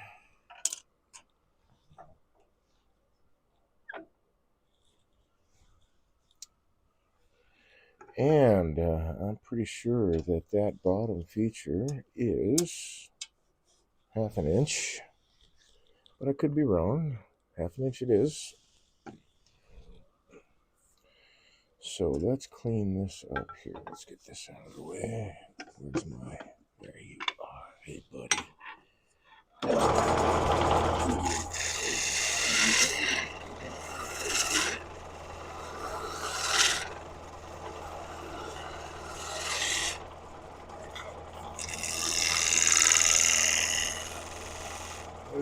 Really enjoy working with a skew. I'm sorry, what was the question? Are you going to put that crack in too? No, but I'll tell you, man. Where'd it go? I know I set it down right around here somewhere. Let me go grab one of the blanks overnight. The glue line opened up, and I'm not really like, I'm kind of bummed by that because the piece is already turned. But the glue line opened up, so that's how it's going to get delivered. And unfortunately, I don't know. Like, I have no way to fix that, or even like the glue I thought was already set. I mean, they had to, um, mill the lumber in the first place, and then, oh, I need that 1/2 inch line. Then do the glue up for all the blanks.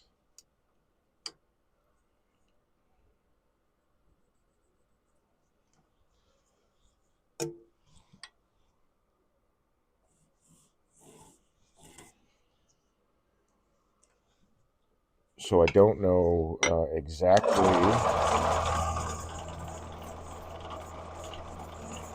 What am I doing? I don't need this yet. Yeah, I don't need that yet. All right. Whoa, hello. Hey, now. You are not supposed to be moving.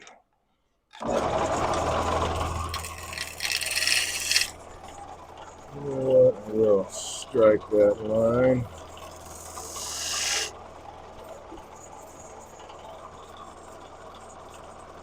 Character, man. Yeah,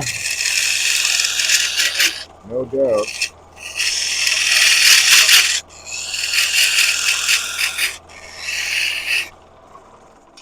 It does add character. Still got some ways to go.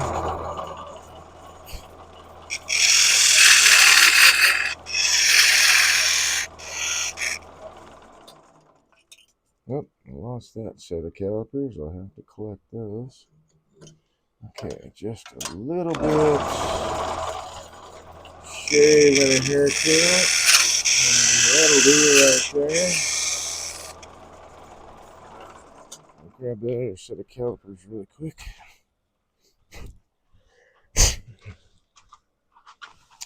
Oh no, I think I got a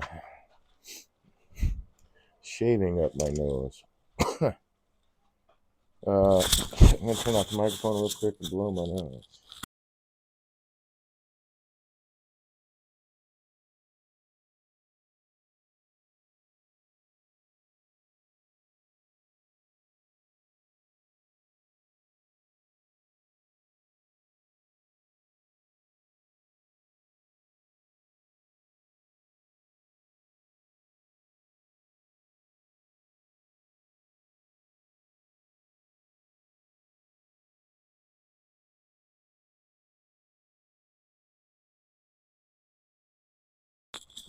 All right. It's a good thing that's the largest diameter, not this. Okay.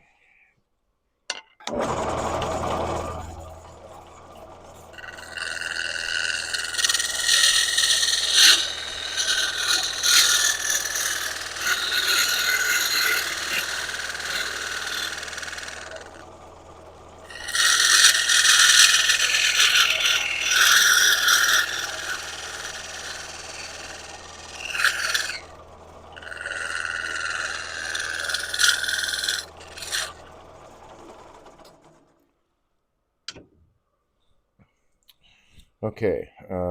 Then after that, oh, I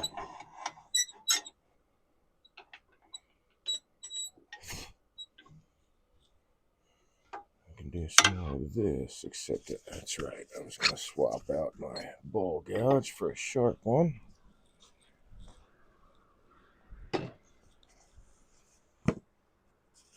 Let's do that now. Oop, nope. You are a spindle gouge, sir. You are not a bowl gouge.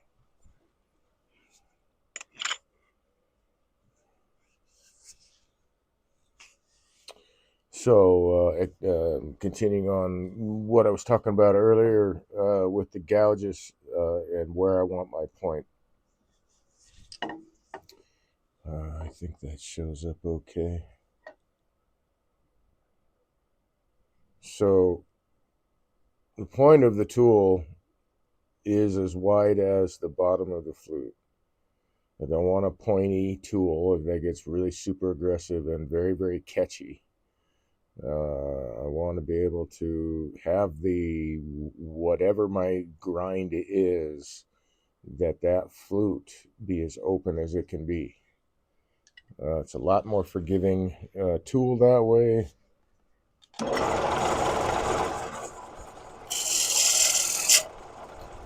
I'm up too high.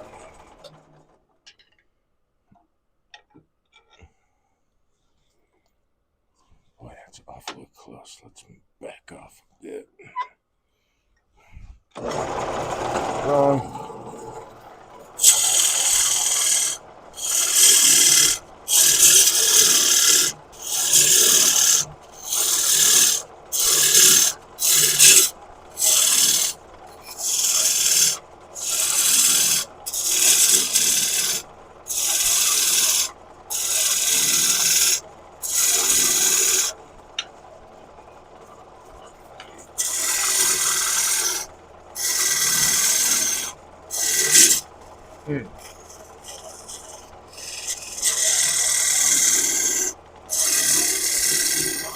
Whoa! There we are moving again.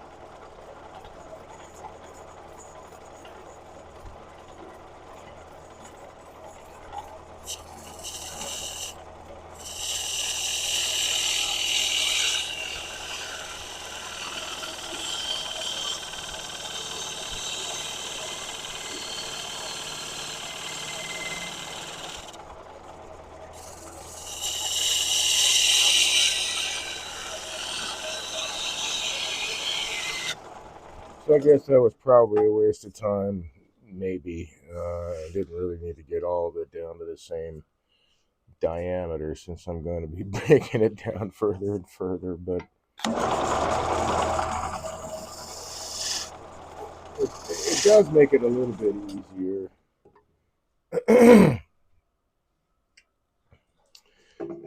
Working down into places though and just getting rid of that mass. So I guess maybe it's a 6 of one, a half a dozen the other. I'm not really sure. Maybe if there's a production turner out there who's a full time production turner who's out there watching this, you can chime in. Let me know. All right, so this is supposed to be a half an inch. Looks like I'm a little shy of that. A little not shy, a little heavy on that. So, not that that is a monster deal breaker or whatever, but if I mess around and make the other one exactly half an inch and this one isn't, they won't look the same for some reason, and people won't. It'll be just that little 16th of an inch, and people will be like, they just don't look the same, and won't be able to really say why. I mean, maybe that will be enough of a spot that they can see that, but. All right, so we're going for the next diameter, which would be this guy. So I'm going to make the assumption that this diameter is also the same as this one. But we will double check anyway.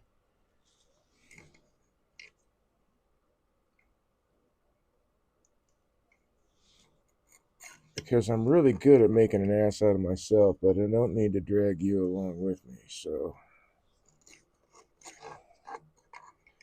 I know that's not how assume goes, but what they say about assumptions. yeah, yeah. I know that's not how it's supposed to go, but yeah, I don't need to drag you down with my dumb ass.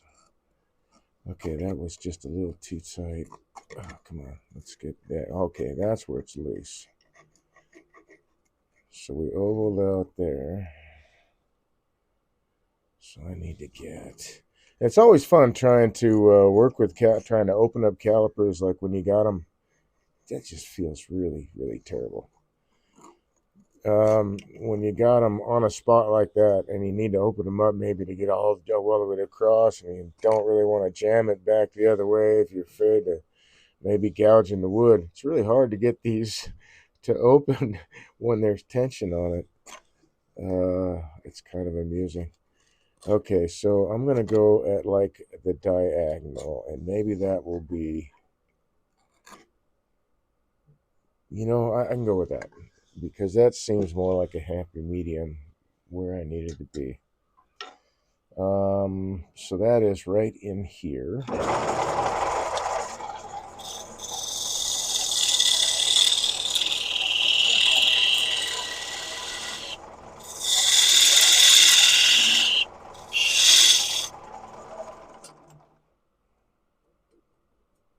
Oh man, I was close.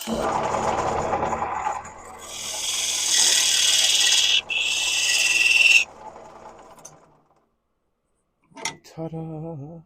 Get in the groove. Get in the groove, baby. All right. So that's that guy. I didn't do what I said I was going to do. I didn't check this.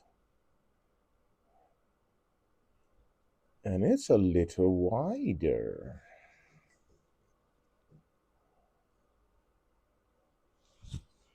than this point. Huh. I thought they would be the same.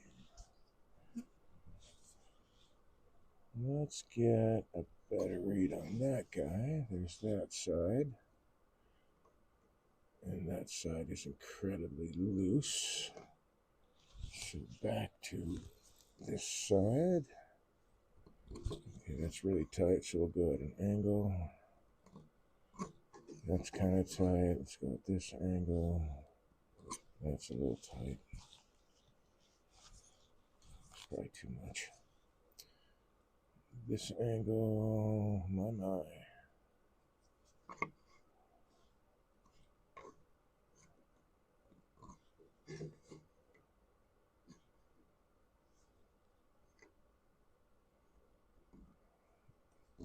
Yeah, that's too much.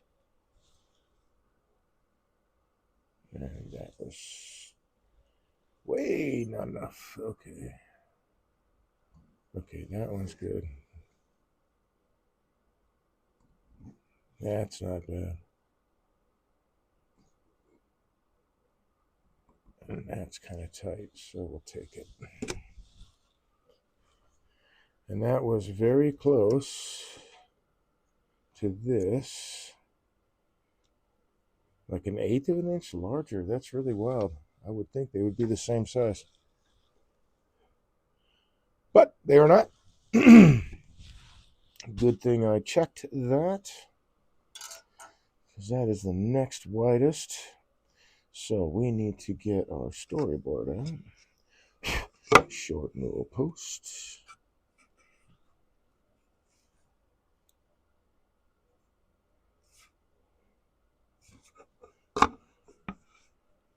Oh, right. 1 inch. Let's get this right up on the edge. So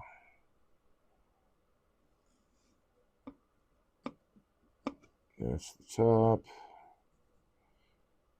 And I need to get this dude right here. That diameter.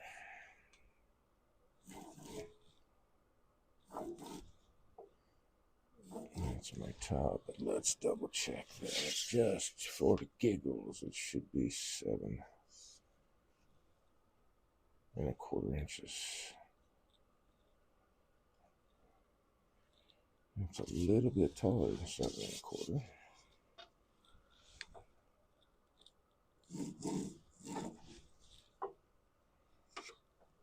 Let's take a look at this again.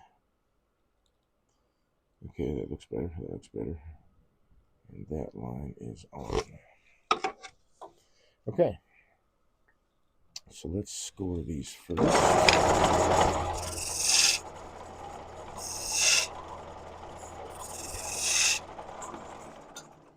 And now, wait, I did set this, right? Yes, I did. I did set this. Well, I don't have to take off very much.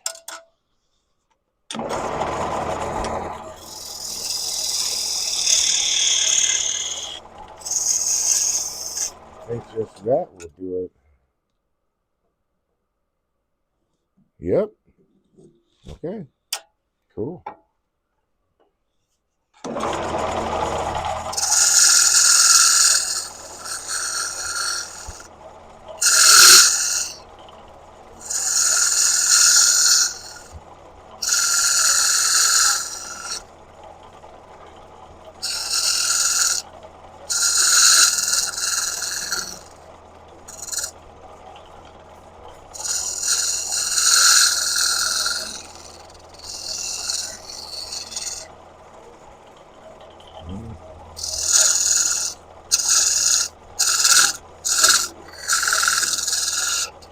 I think if I'm going to do a lot of these, I'm going to have to come up with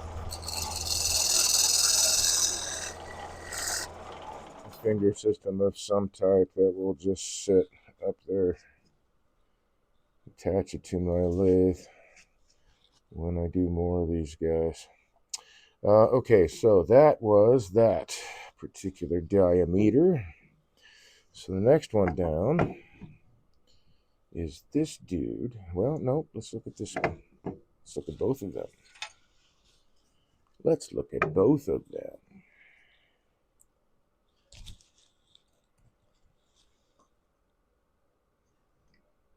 That's quite a bit smaller.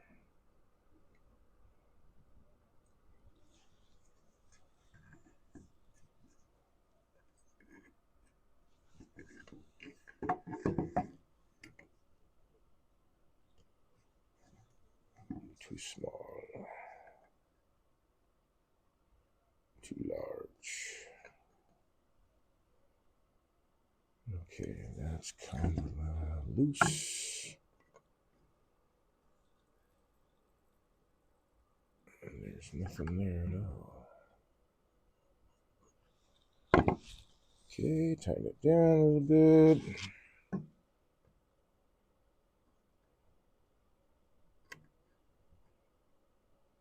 I didn't move that much.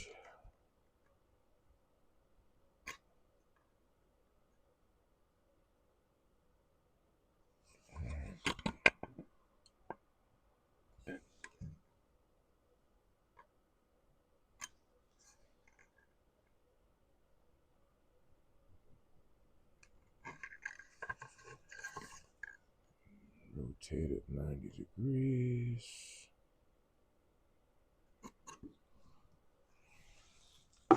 Alright, so I'm going to open it up just a little bit. And that was this ring. And this ring is 5/8 of an inch. Shoot with your pencil, Dave.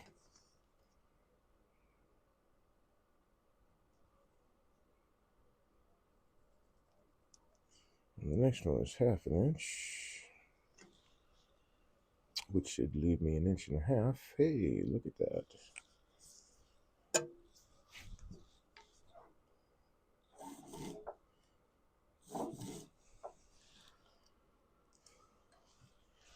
Okay, that's this ring we're playing with now, so let me score that line. Well, I am going to wind up scoring that line anyway, so let's just do that.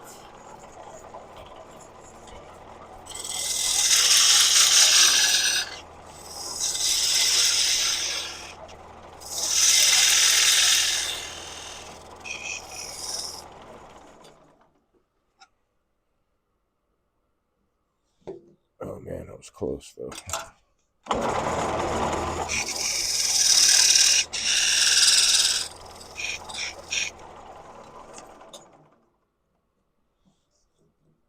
Still a little tight.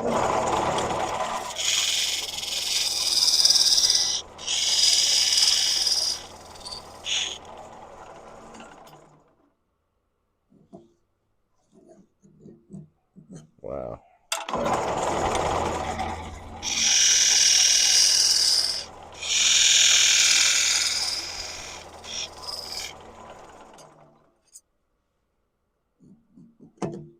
Okay.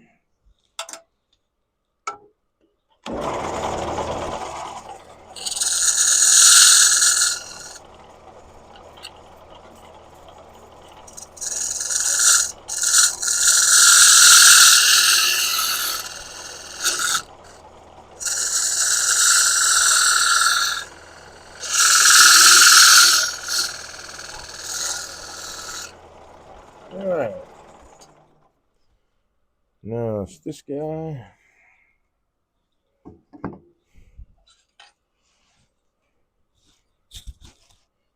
I think. Let's see. Yeah, it'd be this guy and then that. Because we already got this one. That's there. Maybe take that down. Well, we'll just take this down too. Wherever it needs to go. Alright, so I'm done here. I'm going to the third bead. That's too tight.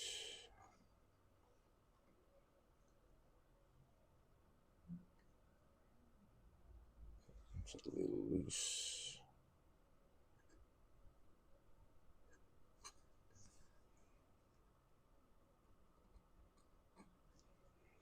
Let's rotate it 90 degrees.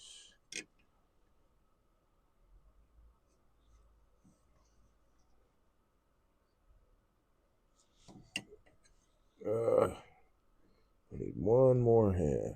One more arm with a hand on it. Prehensile tail, maybe. Maybe that would be helpful. Maybe not. All the chairs would look different, that's for sure.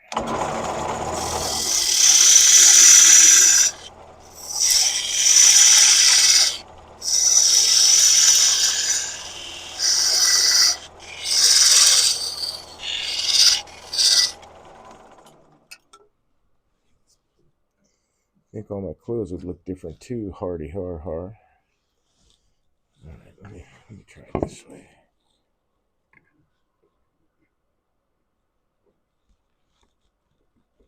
Okay, that was a little tough. Let's try it this way. Man, there's like nothing there. Alright. Try again. Okay, got a little bit of drag there. Oh, and a whole lot there. Like a lot.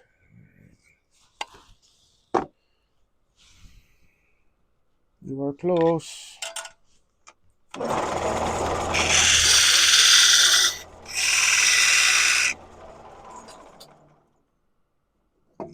Yes.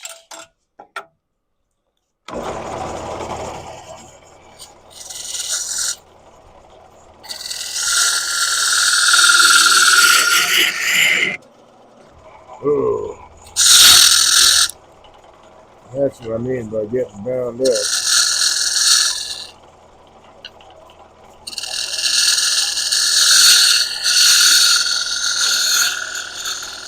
Seems like, in my experience anyway, the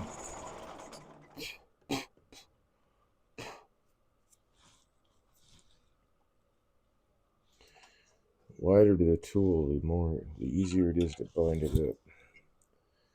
Ah, man, the smallest bead is still larger than the top. So,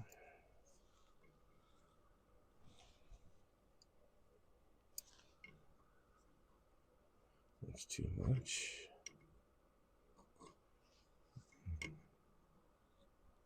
That's too much.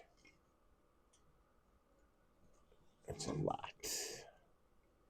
And that's nothing. So let's go at angles. That one. And that one. I'll open it up just a little bit.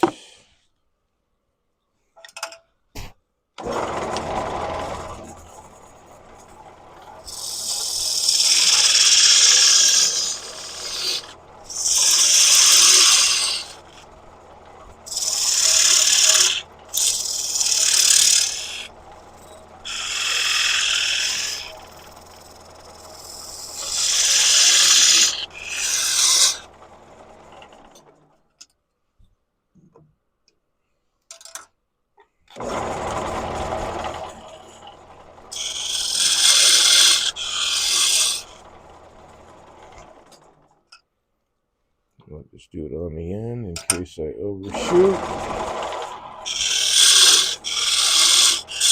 Since that's going to be domed over anyway, I'll turn away any kind of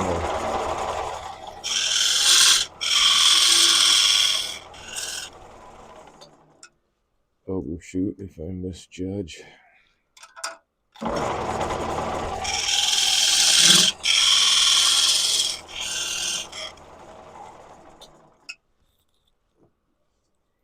Oh man, still more. More!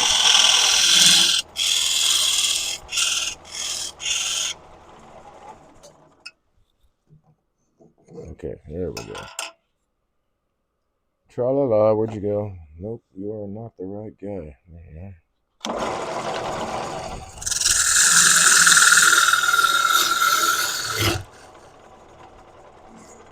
Let's see, why is that happening? He asks.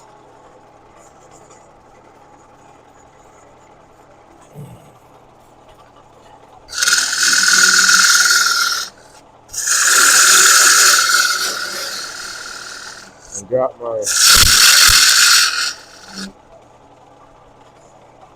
tailstock locked, supposedly locked down.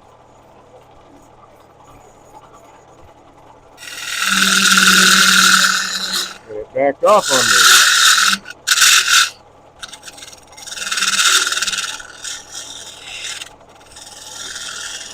And I can't get this screw any tighter. I want to break it off, but I can't get it any tighter. Okay, that is going to work right there. So that means that top that's coming off. So this then.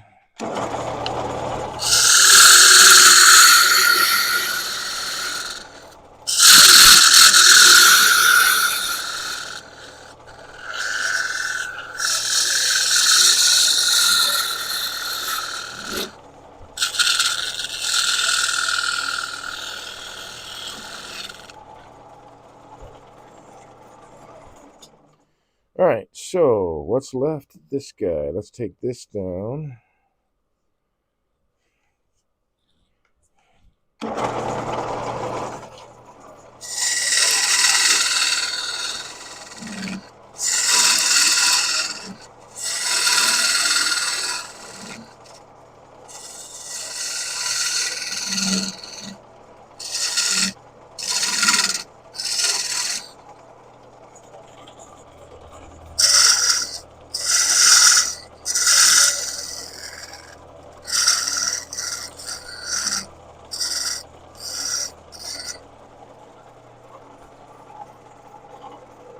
Oh, why am I being so fussy about that? Oh my goodness.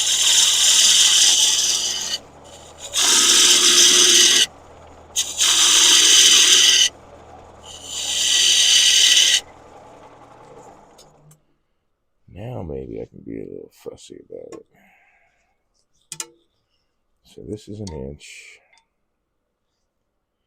And we'll call it actually from, where's my skew?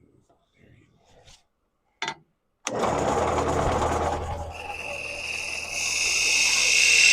That line right there.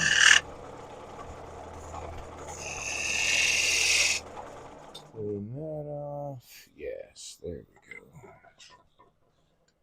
Now we got a clean corner. 1 inch.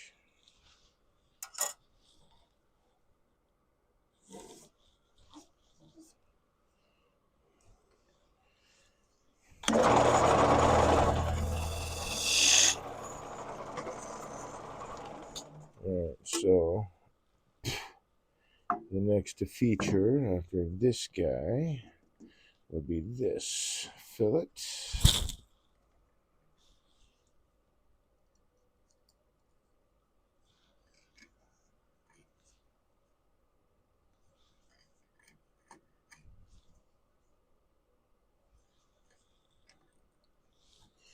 For a lot of years, I called it a fillet. I didn't know that. And I was like, why do they call it a fillet?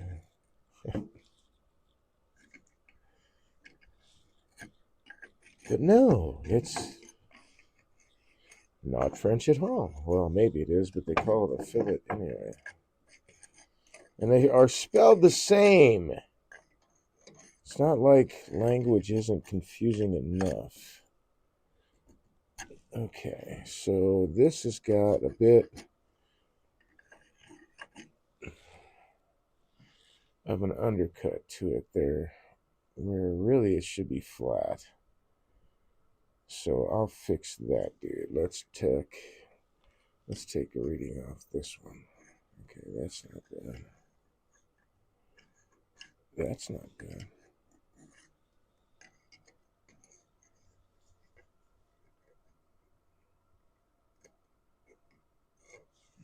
Am I even touching it? No? Okay, so that's where it's gone. So it's a little bit tight there, and I got nothing happening there.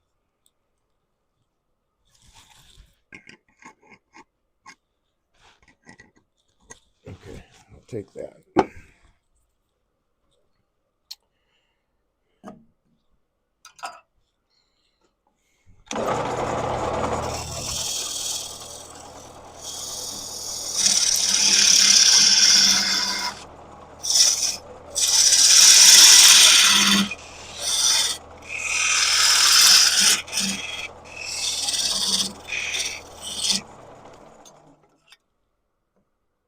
Still got quite a ways to go.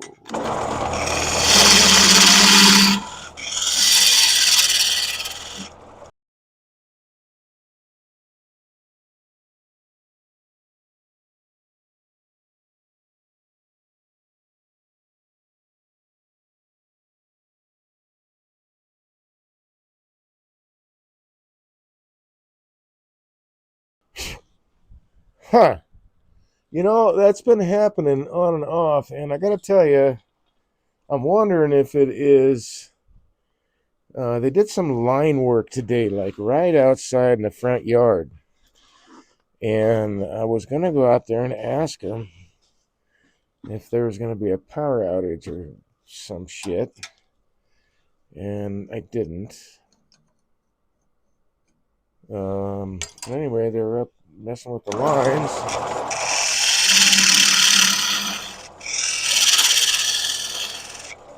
And now 3 times in a row, my power is blipped out. And the computer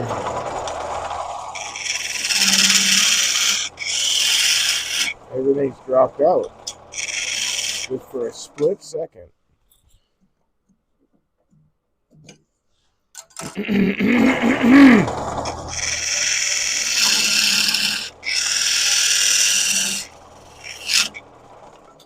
So whatever's happening is weird, man. All right, so that's right there.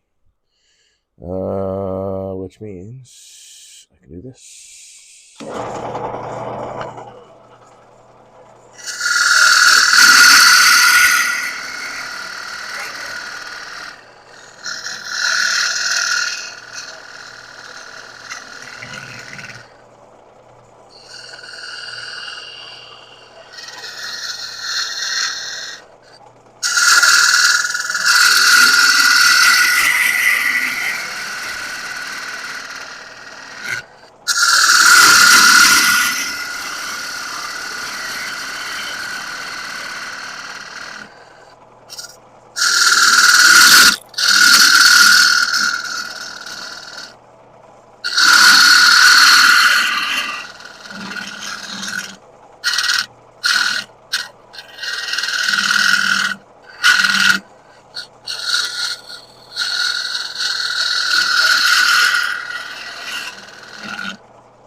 Now,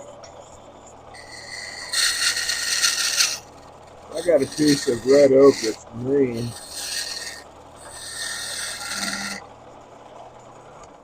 I'll do a peel and cut on that. But this season stuff, I don't like doing peel and cuts on that. I wanted to measure this because this is supposed to be a Huffnage. And it is. Okay, good. Making sure I didn't miss my line there. Okay, so that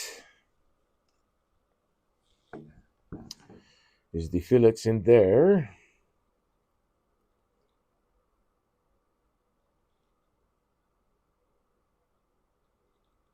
Actually, yeah, no, that's right. We were right in there. So that's the fillets there.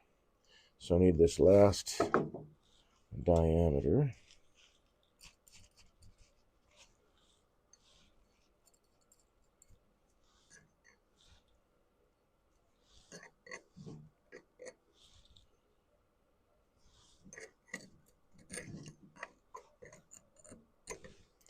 It's kind of tight. That's doable.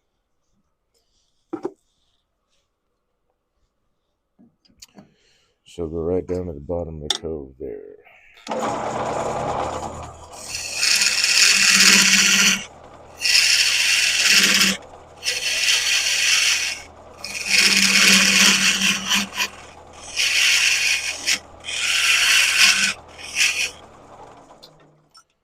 don't think I'm there yet. Yeah.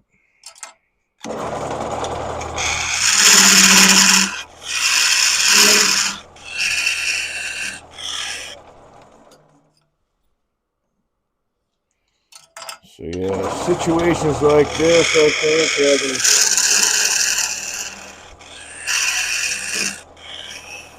some kind of little finger system that the fingers fall away when you drop the right diameter.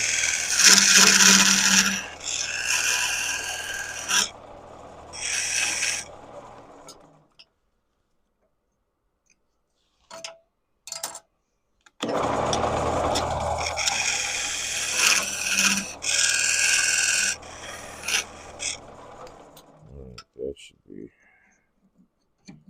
the dude. It's a little tight, but that's okay. All right, so that is essentially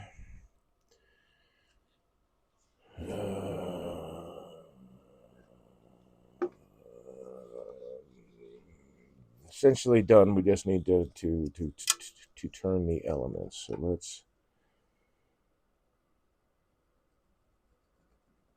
make sure we know that guy exists.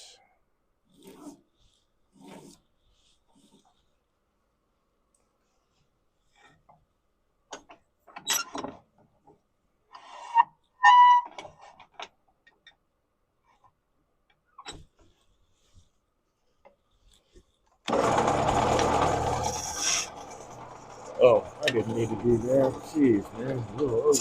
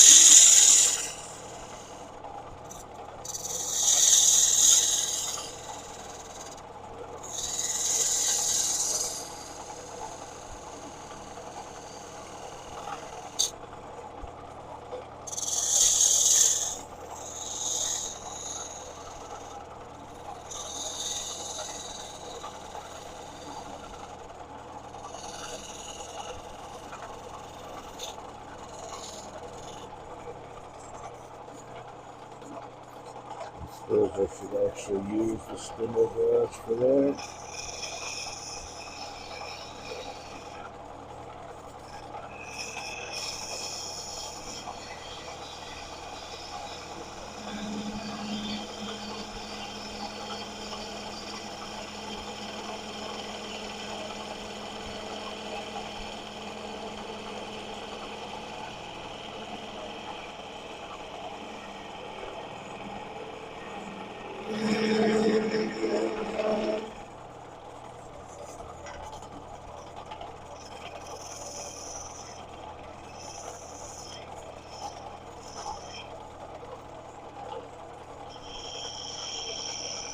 One nice thing about red oak is you can do what I just did there and go against against the grain. I sort of like not have a grain supported cut, but it was a very, very short distance, about a 16th of an inch.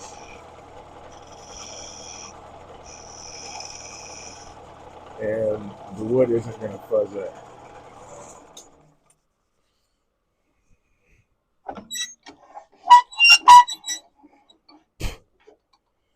So that's kind of nice. Okay, let's make sure all this is going to clear. Yep.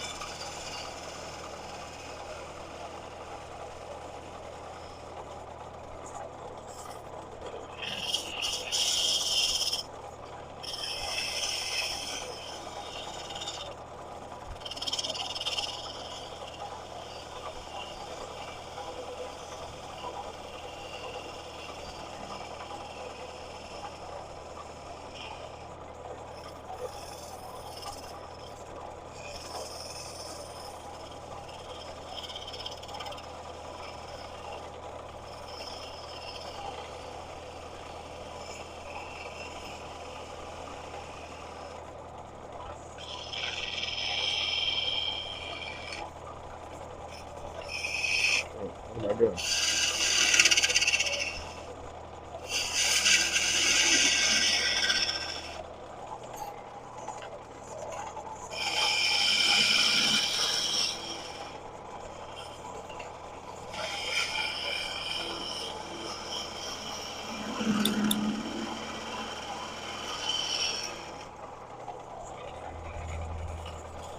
Woo, gotta watch in corners, man.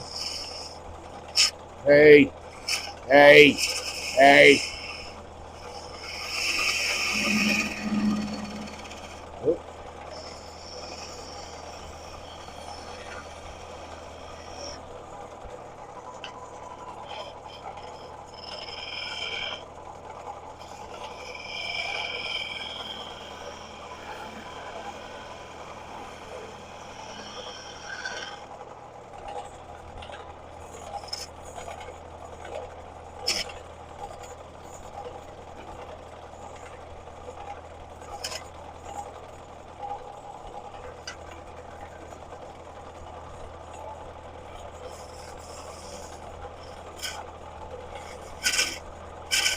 damn it. What the hell?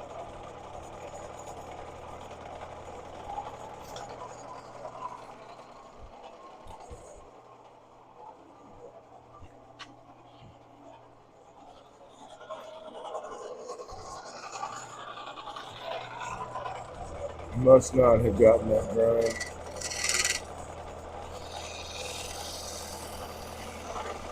Correct.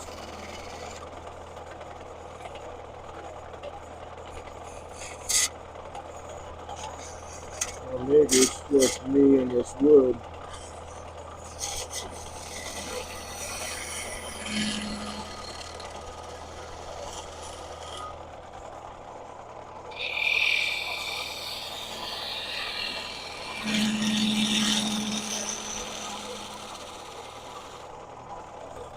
Well, that's gotta go down some.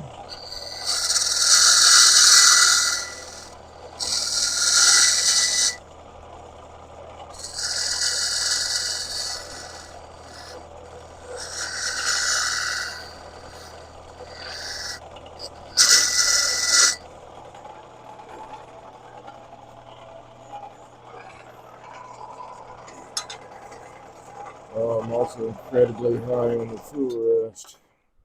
That might also be a mitigating factor.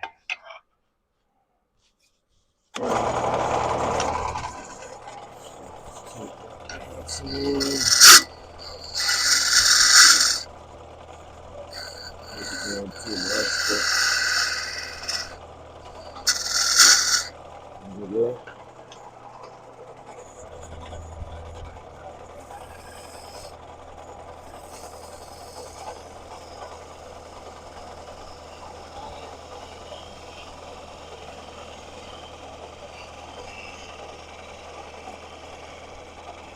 Well, I've got food blanks if I need them.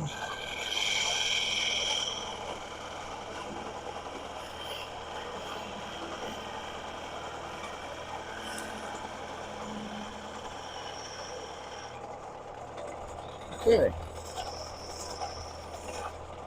there we go. Now, oh yeah, gotta run this over.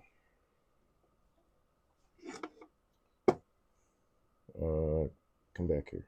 Nope, not you. You. So we want to angle everything this way.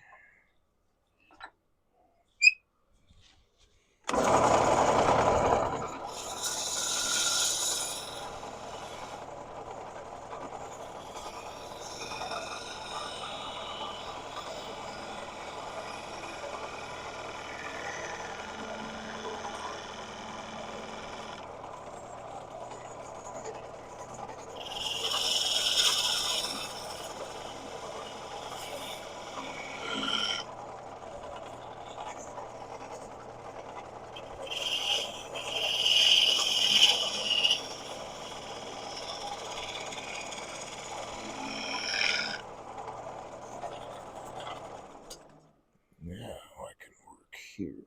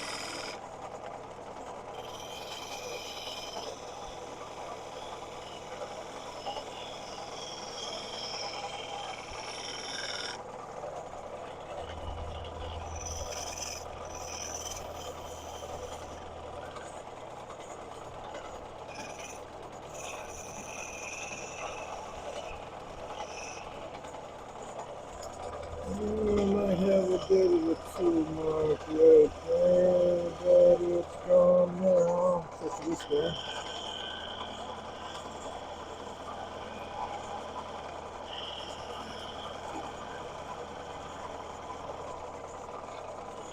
Okay, cool. So that should look suspiciously like that, except for this part here that I've got to, yeah, that'll work.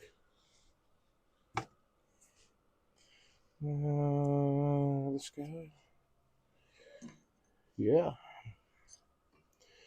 All right, so I've got to bring now this down to that corner. And I think, well, let me clean this up first. Everything's going to pass. Da-da-da.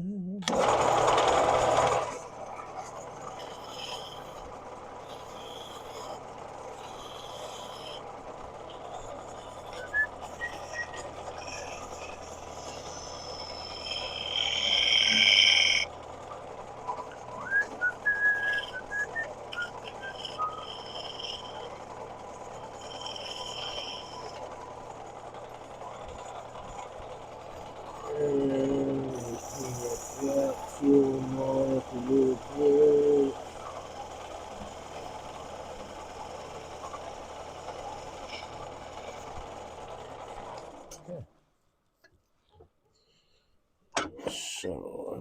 use the shorter tool rest for this part.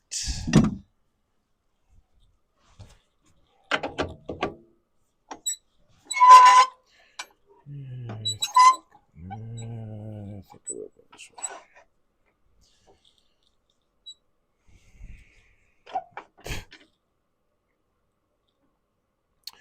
So, since the fibers are running this way, and I need to make an uphill cut, all these fibers are going to be supporting me on my cut all the way down. So actually, I should be able to do this with a spindle gouge. Watch them corners, man.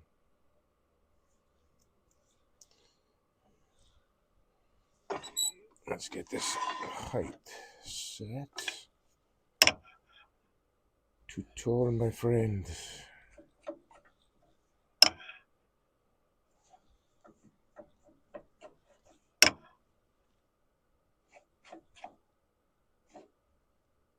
I think that'll do. We're good on time. Oh, 10 minutes. Well, at least in 10 minutes I'll have one of the small ones done.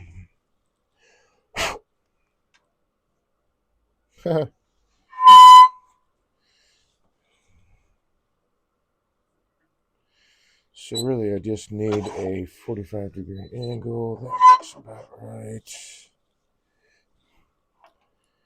To get that dude right up in there. Although now I wonder, actually what I want to do first, since I have that line. For wooden stairs. Yeah. The staircase is from red oak, apparently. And so I'm turning all the balusters and the newel posts.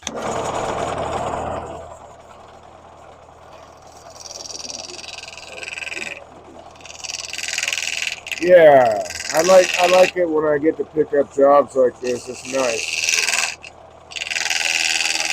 And I really think that you really can learn a lot from production turners, and I have learned a lot. I'm not a full-time production turner.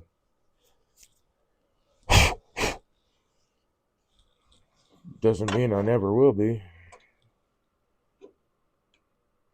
Okay, so that corner now will stay clean. And this angle, it's almost an OG. Yeah, it's almost an OG. So I'm going to give it a little bit of that myself. So it's almost an OG though. I'm going to start off with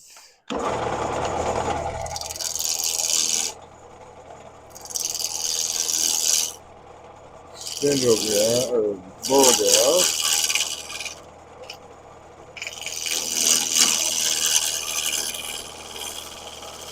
Knock out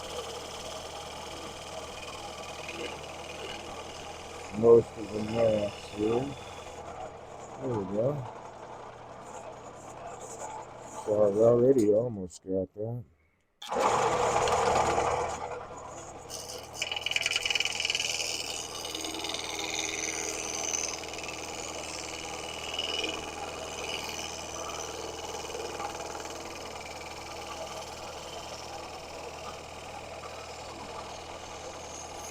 Oops.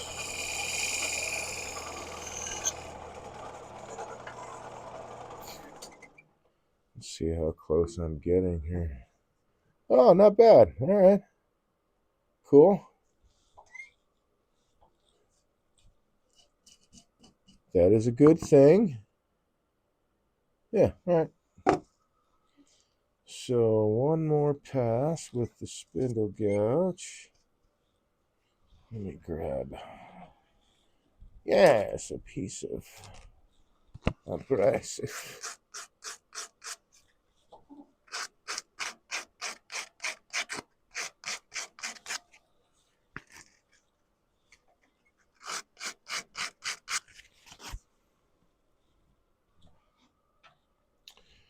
So yeah, that just goes up to that point. So one, not with the bowl gouge, with the spindle gouge.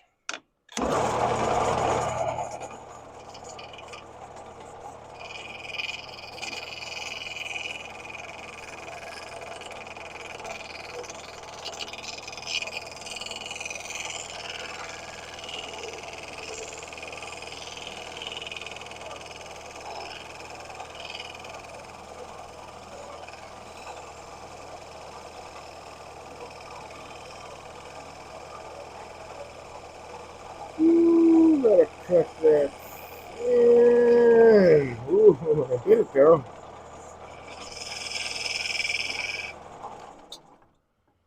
And no tool mark, so a little bit there, but I can get that with the sander. There's, yeah, or.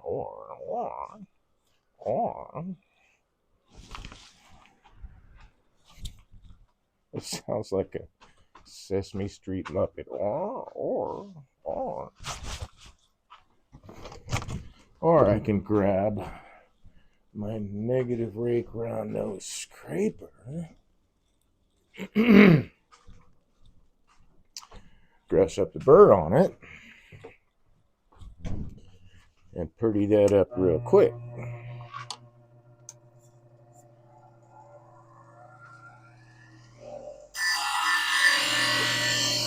At least that's how it plays out in my head.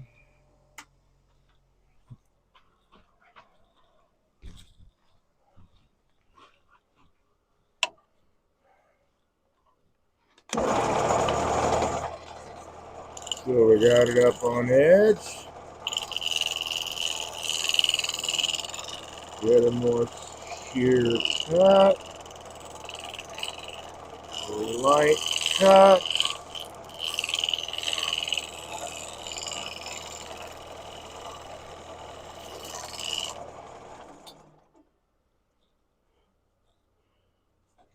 And I almost got them eliminated.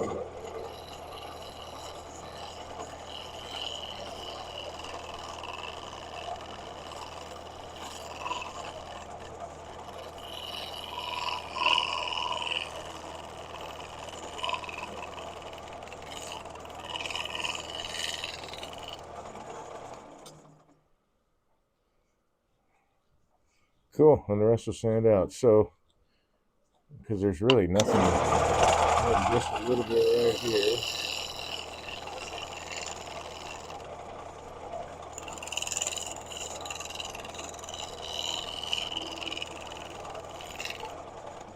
Blend out there.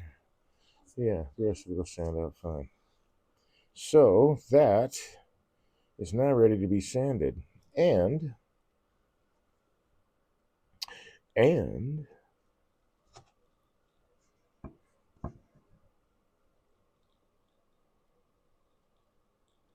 it matches. That's important too.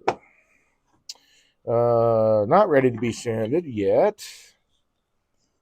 I need to get rid of that nub. So we'll use this guy. No, I'll use bowl gouge.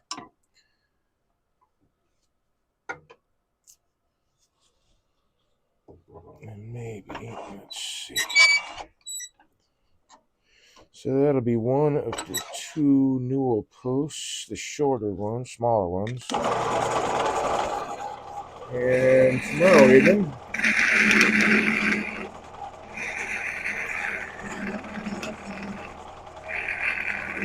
I'll finish off the project by turning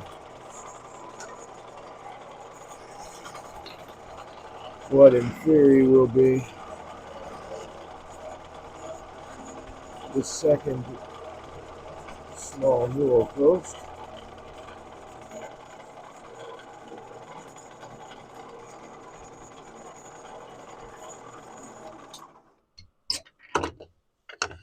Alright, let's move these over here like that.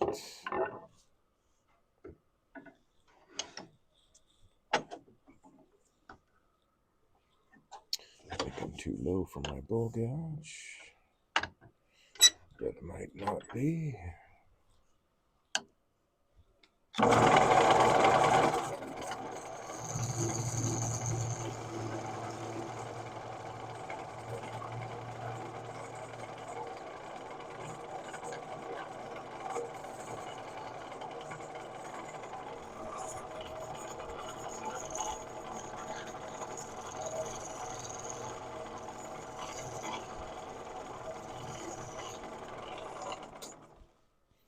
cool beans. You know what? I'm going to sand this dude.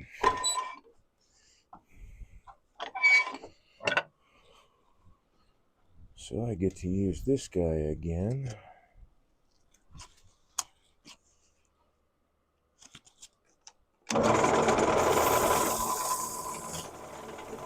To keep my fleshy parts away from the spinning corners. Woo! Like that. See, that didn't touch me. Didn't touch me at all. But it did take this away, and that's all right.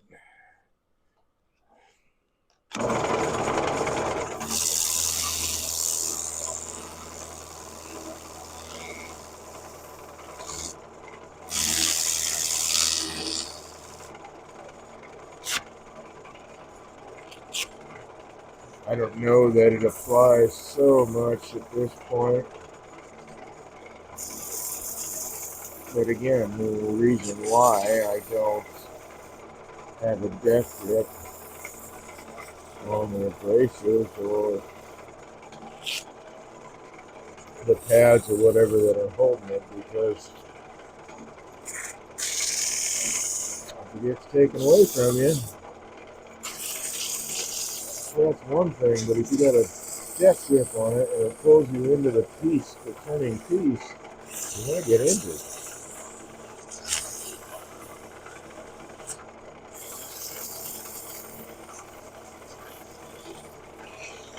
Every turner is definitely responsible for their own safety. But I highly recommend that you pay attention to it, because this is inherently a dangerous practice.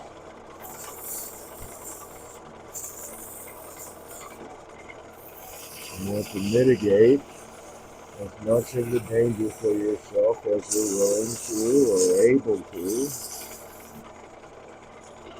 Myself, I want to get, rid of as much of it as possible.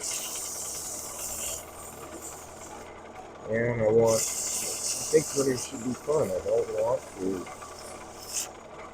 be beating myself up at the lathe or, work with students and trying to teach them, pay attention to your body, what your body, how it moves, how it will help you out here. You got to figure out where your comfortable stance is. You got to figure out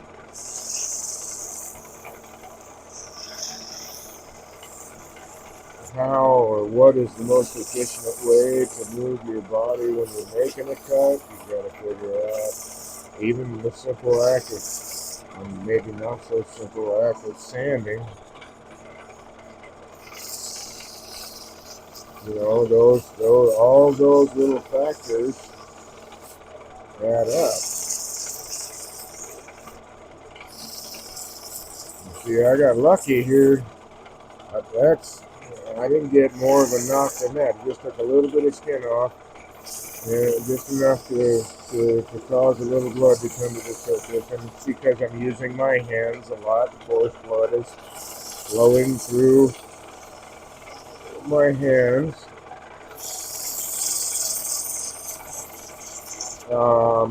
I would say, at a higher rate, because I'm actually using the knuckles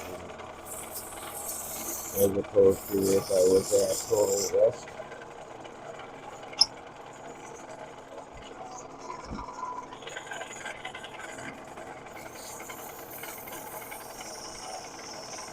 But in this calculation,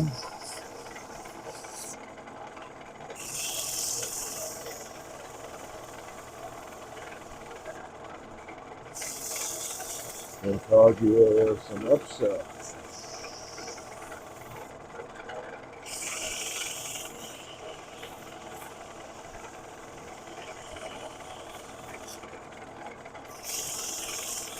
So I guess approach it with that knowledge. I mean, anytime you're working with heavy equipment, it's always going to be some risk involved because we're using machines that men have built, fallible, non-permanent, non-perfect, non-divine men and women, maybe, probably, I hope, at least in this day and age, design this stuff, not then come down from some heavenly portal, some heavenly land for our enjoyment and use. It's designed by human beings. So it is going to fail. There is no two ways about it. Eventually, it's going to fail.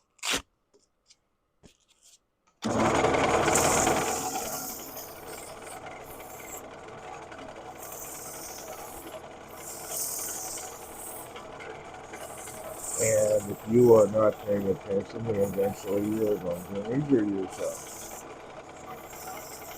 They say that turning is great therapy for PTSD. I mean, you have to be right here, right now. I mean, I can't let my mind wander. I can get much worse than just a tiny little bark on my knuckle.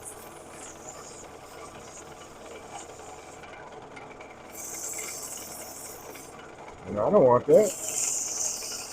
Ain't nobody got time for that.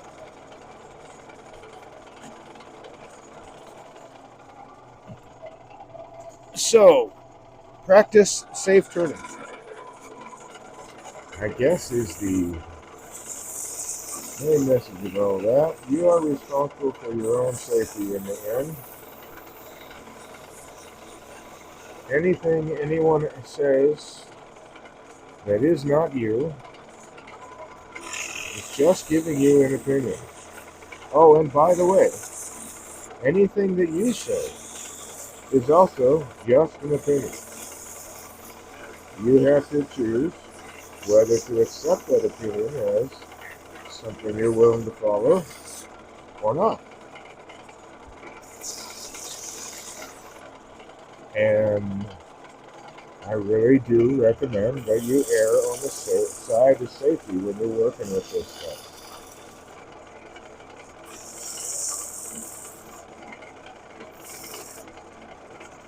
I personally want to be able to turn until, I don't know, I'm too old to do anything.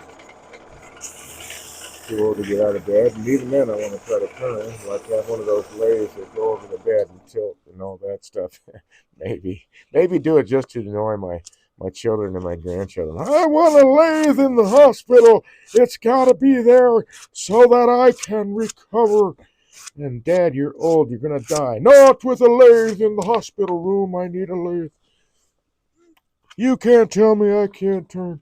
I don't know. We'll see how it goes. I would hope I don't get stuck in a hospital, though, I guess. They have a pretty high rate of death to go to a hospital.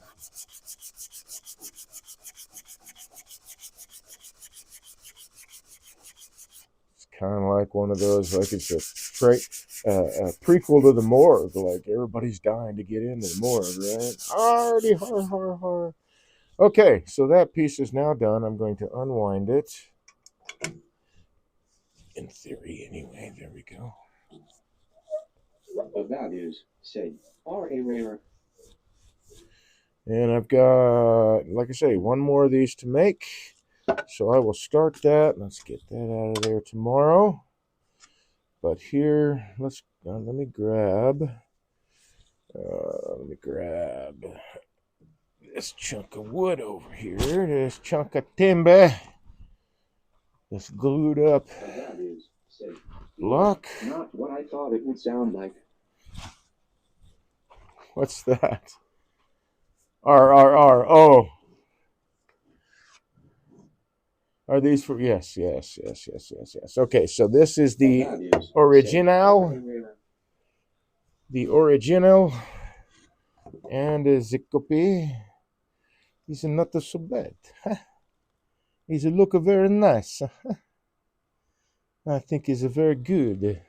All right, so I got one more of these to make, and then I will have my two um, smaller um, newel posts. I'm going to Values set these say, aside, so I very will nice, very good. be back. I think the most interesting thing about turning this way is that you have to copy the thing many times. Um, it is a really, really great way. I think, well, it has been for me anyway, doing some production turning and having to copy um, elements on a piece from, the old spindle, whatever that is, chair leg, table leg, stretcher, back spindle, whatever. Values say, good way to practice how repeatable your skills are. Yep, and it's a great way to train you to be able to repeat those things. I started off with smaller. Oh, I know what it was. What it started me off was mentoring with Lyle Jameson, and I was really happy with the piece. It was kind of early on. He said, you really like it?" I said, "Yeah." He said, "Turn it again." And so I had to Values copy say, anyone can turn a candlestick, that. but can you turn 10 identical ones? Right, right. And even so, man, there's going to be some slight variation, but it's not usually a big deal. Even hand turn, even though it's hand turned, there's going to be some slight variation in every piece, but it's very, very slight. So, I mean, essentially, they're exact copies. But you're right. You're absolutely right. Anybody can turn candlestick, but turn five pairs, all the same. Yeah, all identical. I've done pepper mills that way. That was a commission I had where the customer wanted six different sets of pepper mills, and he brought me 12 different lengths for each set. The lengths of timber for each set were the same, um, and some were longer and some were short. Anyway, he said, "Go nuts with it." The only thing that has to be is that they have to be the same shape. I don't care what the design is. I don't care which wood you use. They have to be the same. And so doing production turning and stuff like that, it helps with stuff like that. And then like doing stuff for, I don't know, little fundraisers or stuff, turning tops or scoops or whatever. It helps a lot. I think that I think the repetitive motions get especially when you're doing a bunch of them all at once, they get that muscle memory in there a little bit quicker than if you do it. And that's why I say practice is the key. Because, like, if you do it, say you're a weekend warrior, and that's not a negative comment or whatever. So you're just a hobbyist and you get to go out there every once in a while, maybe once a month, maybe twice a month or whatever to turn. And maybe if you're a member of a turning club, you get to visit that and hang out and maybe, I don't know. So maybe you turn just a couple of days a month. If that's all that means, then it's going to take you much longer to see any benefits of practice because the times between that you're turning are fairly long, and so the muscle memory. Uh, uh, I mean, you can forget, right? You have to essentially start over from square one. If it's like every couple of weeks that you get out to the lathe, you got to essentially start over from square one every time because that time lag between sessions. But doing like production work or even just making something up yourself, say, hey, I want to turn a bunch of spirtles, right? I want to turn a dozen spirtles. and then turn one, and then turn a dozen of them the same. Go nuts with whatever design you want. It doesn't matter. Put a bunch of beads on it, or make it plain. It doesn't matter. Make it plain, but copy it exactly every single time, and you'll see that at least in the very beginning, you'll be turning more than a dozen to get them to get them to match. Uh, uh, but I mean, it's excellent practice, and I think that the more you practice, the quicker the muscle memory builds, and the quicker the muscle memory builds, the quicker you are to a more enjoyable turning experience, safer one. But there's lots of little pieces to that puzzle, as some folks are wont to say. I guess I say it too. Um, it's not just that; it's the sharpening, it's the learning what bevels work best for you, the stances. It's the learning how to use each tool the most efficient manner. On and on and on and on. There's a lot.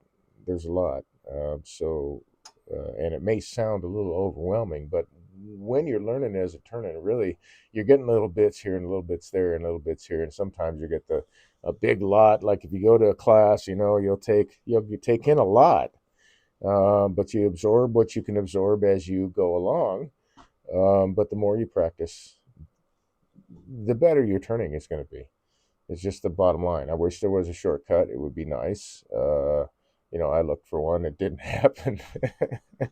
Didn't happen. You got to put the time in behind the wheel, so to speak. So, give yourself that permission to have that time, and give yourself permission to make the mistakes, the happy little accidents.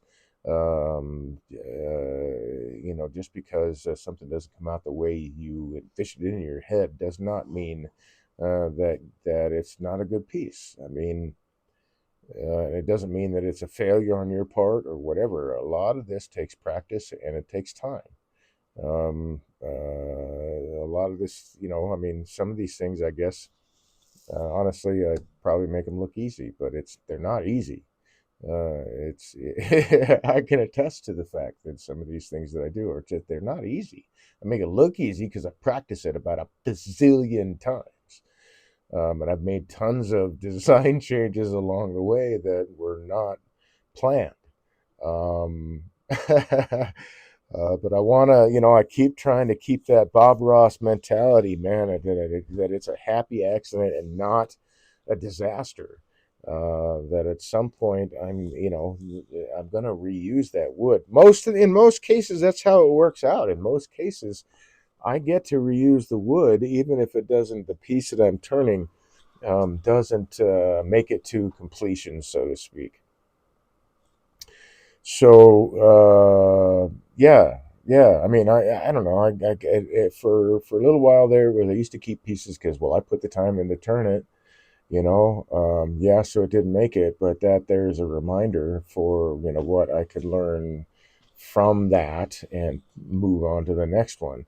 And then it just started winding up being that on some of them I was able to improve the turned piece at a later date, or reuse the piece in some other novel way. So it's like, um, I didn't throw any of my old pieces away. I either returned them or reused them in some other uh, turned piece, just because. I mean, I saved a couple of them. Like I have my first lidded box. I have my very first bowl. I think I have my very first set of candlesticks. They do not match, by the way. Um, they do not match. And I've got, what else? I think I've got my first plate. Um, and that is just a warped mess. I did not realize at the time, and it Of probably should have values, made say, sense failed by before I luster, thought make a about it, but candlestick. not Candlestick failed, not make a turning a candlestick. plate out of Of green wood values, is a say, helpful thing, wall. unless you're going to do a twice turned piece where you turn the plate blank and then you turn the final form after it's dried for a while. Failed baluster, make a candlestick. Candlestick failed, make a toothpick. Yeah, right. Absolutely. Or a couple of toothpicks, or make a finial for a lidded box if the candlestick doesn't make it. Yeah, yeah, yeah. So anyway, for those of you who may have come in late, I'm not looking at you, Abitus, because you already fessed up, but you've been here before. My name is Dave, and I'm a wood turner. I started turning as therapy for PTSD. Found The out I had a values knack for say it. law. Fell in love with it, and then I started teaching it. Fell in love with that. So I started this channel to become a better teacher, and a better demonstrator, and a better turner. Because all of those things that I set this channel up for is The practice for me values to be say better at just them. learn what a finial is. So thank you very Matters. much for supporting me in my journey by hanging out with the channel and chatting, by lurking in the background. You're still watching. You got the thing playing.